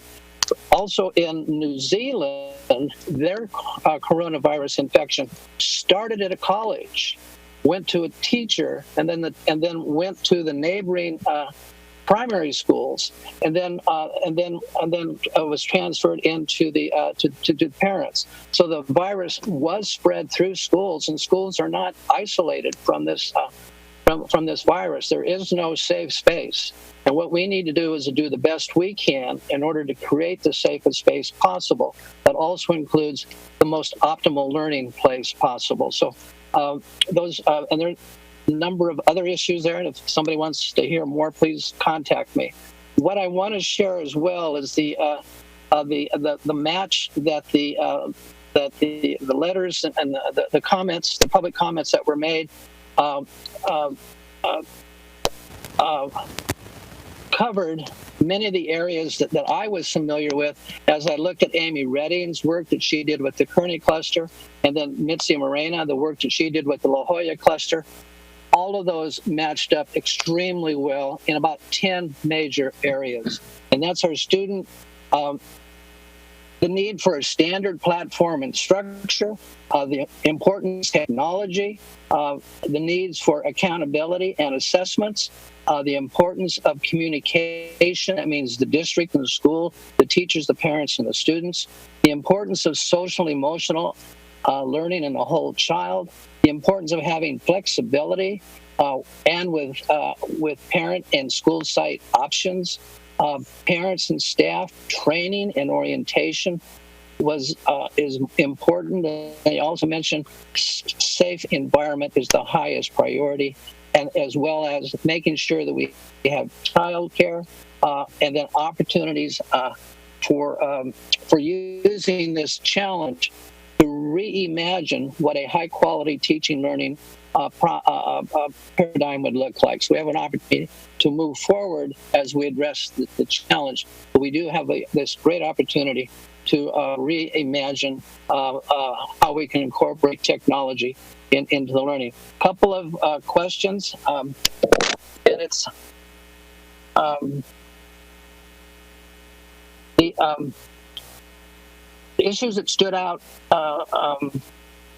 in my read in what I've been hearing is the importance of making sure that our distance learning 2.0 is a much higher quality. We really do need to take a look at what we did, and as we go to online learning 2.0, we want to make sure that we were doing that correctly. The second, my last point is, what is the plan for the academic slide for our students who have lost learning during the school shutdown? We're going to have a summer program, an early start. What is the mitigation for these students who were not successful in the distance learning? Superintendent Martin, would you like to comment just first of all on the academic slide as far as how that's being addressed in all of this planning? Well, first, I'll have Dr. Ferre say a couple of things, but let me begin by saying from the very beginning of this pandemic, one of the very first things that we said in our state advocacy was funding to address the academic slide or the COVID crash or whatever name people were calling it. But we knew that our students were going to need additional support to be able to make up for the lost time. And so it's been forefront in our planning. And now what that looks like in actual practicality when we implement looks like coming back to in-person learning or distance learning, if that's what people stay in. We have to be able to see where the gaps may have been and how to close those gaps. And I know Dr. Ferre has been working with the team on our ideas about how to do that going forward. Yes, thank you. We know it's a concern, and one of the things that we wanted to focus on is to ensure that our students have access to grade level standards. What we don't want to do is start the year with a lot of diagnostic assessments to see what the learning gaps are. We want to ensure that our educators are prepared to provide grade level standards-based instruction to our learners, and that they're finding opportunities to catch them up in real time. And so our focus is not going to be remediation, but rather standards-based work with opportunities to catch up students in real time. We want our educators to anticipate the parts of the content or the curriculum where students will get stuck, and anticipate that with well planned out lessons that will enable teachers to plan how they were going to meet the needs of students that are having trouble with the content. Thank you. And in regards to the first question that Dr. McQuarrie asked about the quality of distance learning, I think it was part of the presentation was that we were looking at a Mount Everest type model, and I know you haven't worked out the details because we're just giving you the direction today, but I think you could say a little bit, Superintendent Martin, about who would be doing this. Well, first of all, that the parents and students would choose if they were going to be in distance learning, and it wouldn't be the situation where the classroom teacher is all of a sudden, teaching some kids in school and some kids out of school, but just a little bit about how that would be delivered differently in the new year as opposed to how it was done this just concluded year. Thank you, Dr. Evans. So that was in our presentation when we're talking about having an online option, like we have an on-campus option, knowing that we want to make improvements and significant improvements. And those improvements are coming from what we've learned and the feedback that we've heard. I said I've heard from 1,000 parents and more tonight that we understand the kinds of things that have been challenging. We've heard things from want more interaction with the teacher, people want less interaction. They want less structure, they want more structure, looking at the grading policies, looking at the kinds of things that are the most effective in our improved upon version of online learning. And I know Dr. Ferrer might also want to say a little bit about what that might look like as we plan a more robust online learning opportunity for our families that make that choice. Thank you, Superintendent Martin. We've been very strategic, and we actually wanted to move away from the name distance learning because we don't want it to be at a distance. We heard from our students, and they were crystal clear in terms of what they were expecting for online learning in the upcoming year. We did 2 student focus groups, and I believe Trustee Patterson may have participated in one of those, but we heard very good feedback from students, specifically about online platforms, about the need to connect with their teachers and their peers, time for collaboration, time to connect with the content and receive feedback from their instructors. And so we've included both asynchronous and synchronous learning in our online option, and we're finding other ways to make it a more robust experience for our students. Thank you. And Dr. Evans, you were right when you said that we have some very successful experiences like the Mount Everest experience and things that we learn, lessons learned from what we've been doing, plus lessons learned from the experiences that are best practices in online learning. This isn't something new to us. It's something that we have tremendous experience with, and now scaling that and implementing that in a systemic way going forward is a priority for us. And I'm sure that one of the things that's going to happen, what we've learned from this crisis, I mean, we've given the students their devices, I'm sure, and it was brought up in the presentation, I think already, that there's going to be a lot more use of the devices in the classroom and going home and back and forth in terms of customizing and personalizing instruction. So it's kind of, we had a few students that were taking their devices home, and who knows what it'll be like when we get back to school, but that's another area to expand on. Trustee Whitehurst-Payne. You're muted. We can't hear you. I understand Mr. Barrera's son attended Mount Everest Academy and just graduated from Harvard, was it? Harvard, yes. Want to tell the story? Yes, Mount Everest does have some success stories. Yeah, and the other one went to the Met, so that one worked out pretty well too. So. Yeah, there's 2 good success stories. Yes. Okay, at this point, we've had some discussion. Yes. Yes, Zachary, go ahead. Yeah. So I won't lie, I still do have some grave concerns that I fear about moving forward in this capacity due to the funding that we're facing, and I am very fearful about that. And what I think I need to feel a little bit more stable about this is I would appreciate it, Trustee Barrera, if you could talk a little bit more about where we are currently in that fight for federal funding. I mean, obviously, I know I'm participating on one end as a student, but I want to know for sure that we are almost positive that something will come forth. My other thing would be, how much can we afford to lose in the current HEROES Act in order to continue operating for the rest of the school year? And the final thing would be, is half of the year considered January 28th, let's say the end of semester 1? Because if so, then you might have a new Congress coming in and being able to legislate at that point in time. But just evaluating all possible angles, and I think I need that in order to ensure that I'm doing the best job at providing opportunities for students to stay in school for the entire year, since that's an eminent priority for me. Yeah, no, it's a great question, Zach. And of course, you have been, I just think it's important for all of us to understand locally the work that Zach has been doing with student organizers in California and around the country. I mean, I actually think you are farther out front than a lot of education advocates in reaching out, particularly to youth organizers in what some people are calling the target states or the swing states, So we know that what this boils down to at the federal level is the House of Representatives has passed the HEROES Act. The Senate has yet to even take up consideration of the HEROES Act. And the key to moving the Senate is that there are a group of senators that are in these sort of, what people call swing states that may be the leaders in pushing their colleagues, to do the right thing and invest in education. Where that process is right now is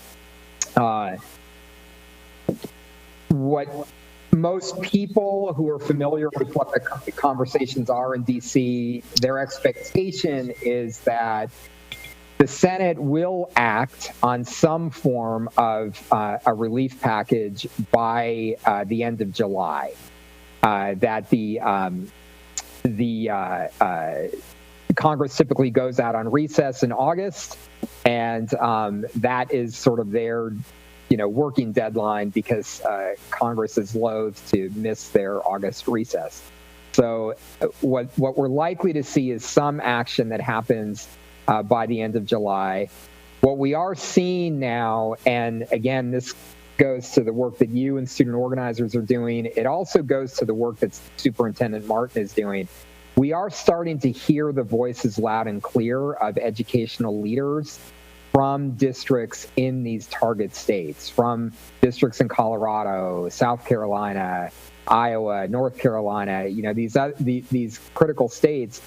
And part of that, frankly, is Superintendent Martin sits down every day and calls those superintendents and talks to them about, the advocacy work that we've been doing in California and, what has generally been effective for us, what are some of the strategies that those other districts could start to employ.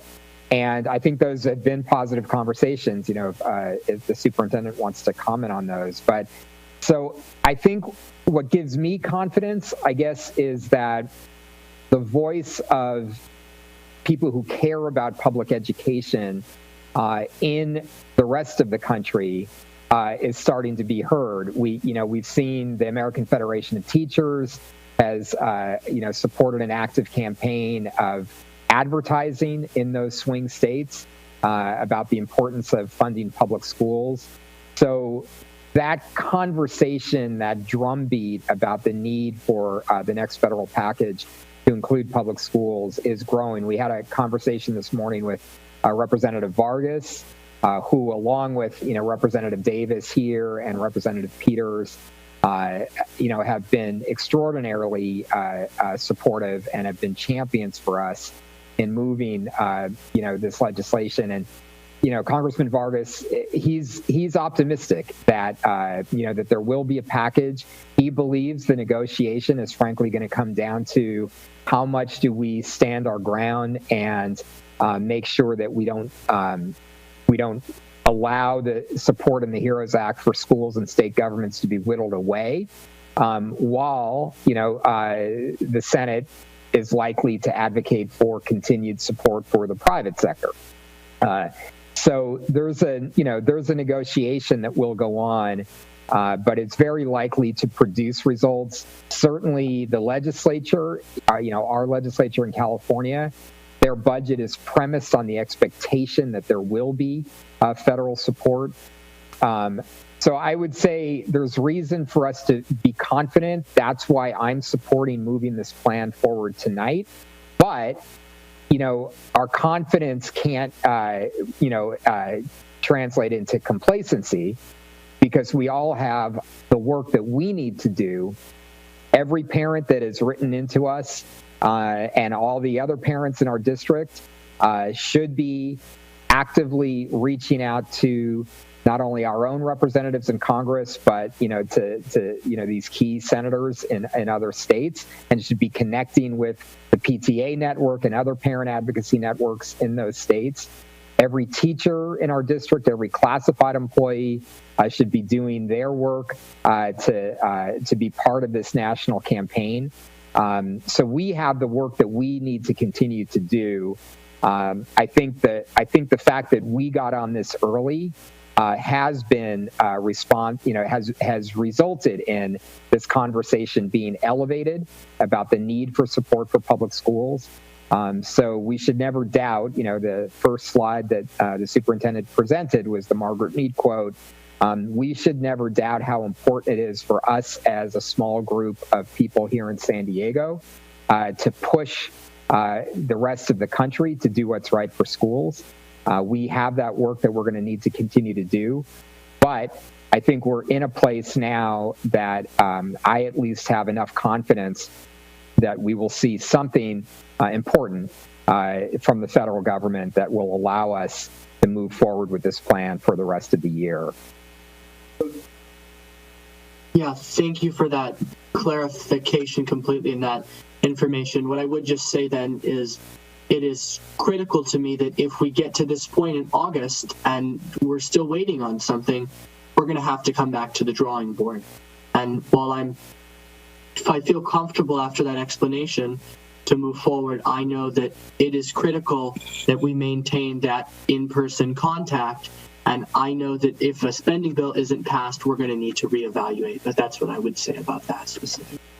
Thank you for bringing up that question, Zach. And as Trustee Brewer was pointing out, there's a lot of behind-the-scenes work going on, and starting with what Zachary Patterson has done with the students, organized student groups, but also the work that Sandy Unified has done. And particularly, we should also mention Enrique Viracho, who is our government affairs representative, director in Sacramento, who has done a superb job of keeping on top of what's going on in Sacramento. And I think one of the things that gives us optimism on the federal level is the success that we've had so far at the state level. I mean, we were looking at pretty massive cuts, not small additional funding for what we needed, but massive cuts to our budget as of May. And the work that has been done with our legislators and very strategically in Sacramento has resulted in these big changes in terms of what the state is really doing. So the state is really putting up what they are able to put up. They obviously, there's tremendous drop in tax revenues, but they're still putting forward a good amount of money for us. And so now I think the same thing is happening on the federal level. We belong to the Council of Great City Schools, which is 60 of the largest districts across the country who, work together in terms of lobbying Congress as a whole. But now, as Trustee Brewer pointed out, the superintendent is reaching out to specific superintendents. I've written to the board presidents of all of those districts that are in those key swing states to introduce them to the idea, because obviously we have a lot of support here in California. But that, we're not just sitting here with our fingers crossed and just trying to read the tea leaves about what's going to happen. There's a lot very specific going on in terms of making that happen. And it's very important, because we're talking about all of this, as you're mentioning, exactly, we're talking about all these wonderful and idealistic plans that we have, but we have to, talk about, okay, this is where the rubber hits the road in terms of what we can do, how much money we're going to have to do what we need to do. So another comment from Trustee Whitehurst-Payne. I just want to say, Zach, I know you have that fear, but you have to look at the bigger picture. And the bigger picture is, when we went out before, we had nothing. We barely had devices. Now we're half a semester further along, understanding what we need. The next time around for us, we call it distance learning 2.0, so it wouldn't be the same as 1.0, i.e. can you get on the computer? It would be a tighter program, if you will. And then contextually, nationally, I think the nation now realizes that as far back as we are, there are some schools that are way out. They closed down in March and they've not opened because they have no technology.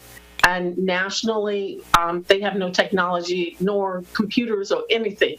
So it's not just us. It's not only California and San Diego.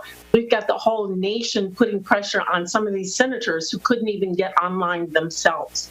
So I think we're going to push in that direction, and it'll come out better. That's just you're right, definitely. A mother's perspective for you, okay? Okay, good. So at this point, we have a motion that was seconded, which is basically to go for a full reopening of the schools in the fall on August 31st, 2020, with all the students at school all day, except for those who opt for distance learning and the commitment to provide a quality program, an option to in-person learning, which, as Dr. Frey pointed out, we'll find a better word than distance learning, but a new model for those students who are not able to be there in the classroom. So that's basically what we are voting on, is to direct the superintendent to flesh out all of the details of that, and including working in the next couple of weeks as we get the information from the state budget to see how it all fits together. So therefore, we will take a vote of all of the board members, and this time I'll remember to start with board member Zachary Patterson. Aye. Aye. Okay. Trustee Barrera. Aye. Trustee Beiser. Aye. Trustee McQuarrie. Aye, with the clarification that these two options also include the blended option. And Trustee Whitehurst Payne. Aye. And Trustee Evans, aye. Okay, so therefore we have approved it. The student board member, whose vote is very important from the student perspective, has approved this plan, and the 5 trustees have also approved this plan. So before we close this session, I'm just going to ask Superintendent Martin if there's anything else she wants to say before we close in response to the board's action today. No, I just want to thank you for the dialogue tonight and all the staff that have been part of putting this together. And, the work begins, as Trustee Barrera said, and as we put in our presentation, to now get into dialogue with our communities and all of our stakeholders. With the survey coming out, we'll ask questions and move forward with the planning. There's big work to be done, and that's our next step. So appreciate the opportunity to talk about it tonight. Okay. People do not like living with uncertainty. Everybody has been asking what's going to happen. We have a plan. So just in summary, we have approved the staff working on a plan for a full reopening on August 31st with a quality distance learning program available for those who opt not to go back to school. We are going to move forward, even knowing that we don't have all of the funding in place at this point. Hopefully we'll have enough from the state when it's finalized to carry this out in the fall, and additional funding from the federal government for the second half of the year. But we are rejecting the options of doing distance-only learning or some very part-time schedule, and because we believe that the in-person learning is more important. And we know that as the superintendent develops this plan, there's going to be a lot of sacrifices on the part of students and parents and teachers, lots of inconveniences in terms of not doing things the way we did before. But we still believe that this is much better than continuing with distance learning. So at this point, yes, yeah, one other thing. So I discussed this earlier. I'm not sure if this is the correct time to do this. Maybe it was before, and I apologize for that. But one of the things that we had been discussing was the communication aspect. And what we were intending that I wanted to move forward with this evening was the idea of talking about how we're communicating with students in a solution that we've brought up before, that I spoke on with the superintendent and her staff. And it was the idea of formally motioning to have the superintendent provide a recommendation within 30 days of opening up student IDs and student emails for people ages 13 and above, in order to provide a direct method of communication going from the district to students directly. So rather than having that barrier where we're working to connect with parents who will try to tell their students, we now have a direct method for students who are legally allowed to, ages 13 and above, have the email go directly to their student account. Currently, the situation is a lot of emails are locked by school site principals, and some are open, some are not. But I would propose that we as a board ask the superintendent to look into the feasibility of this happening and provide a recommendation within 30 days. And I believe since this is a governance meeting, I was hoping to put that motion forward. Okay. First of all, I'll just comment. I mean, my recommendation would be to agendize that for our regular meeting, and because this is a very specific proposal, and I think there's time. So would you be able to agendize that for the next for June 23rd? Superintendent Martin, would I be able to agendize that for?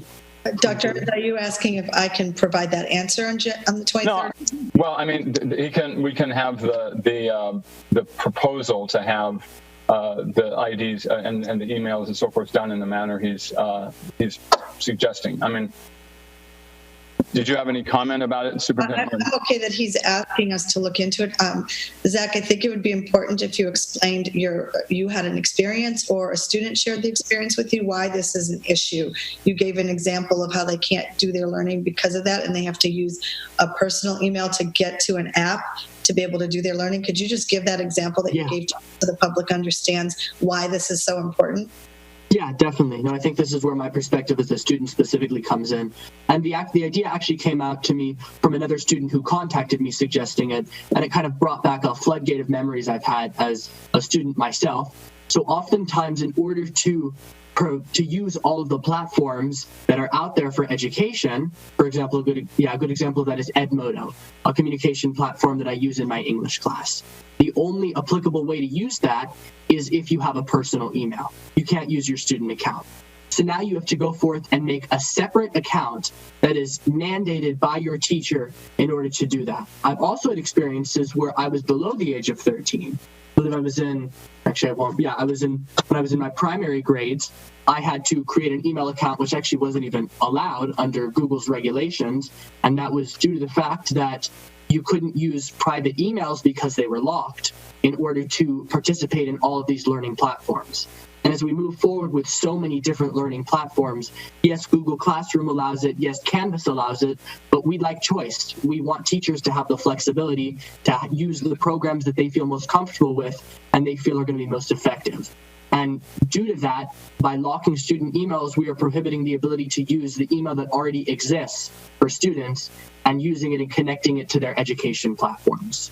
That was an experience shared by a student as well as my own experiences. And I know it's echoed by many, many different students. It's a constant frustration. So when President Evans, when Zach brought this up to me in a regular meeting, he wanted to have that conversation tonight so folks could understand it as we go forward with our planning. And with that motion, I mean, that's up to you to all decide, but that motion, if that carries tonight, that staff is going to look into the implications of opening up student emails so that they can have access to the learning that's going to continue.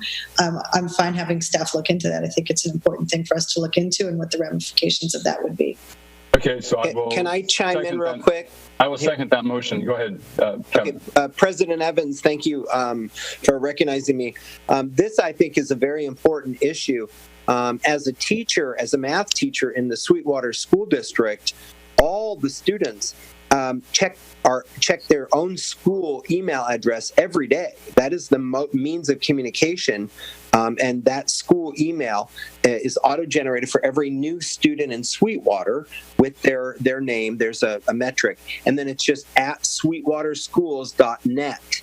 And then that also is used to create their Google account so that they can participate in Google Classroom, Google Meets, and also use that email for various apps like eMath and MathSpace and other programs. So as a teacher, I'm familiar and I'm used to having students use their email system. So their school email is essential for them to have access to a lot of these types of tools and resources. Thank you. So let's take a vote on Zach's motion.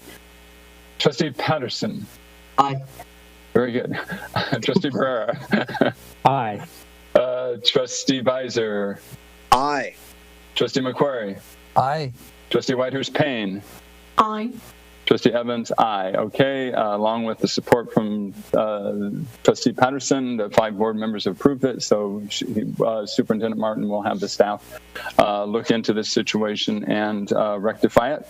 So we've concluded the main part of our agenda, which was to come up with a plan for the formal reopening, a direction to the staff to begin planning for the formal reopening. We don't have it all mapped out yet, but that's the direction that we want to go, and the board direction has been very clear.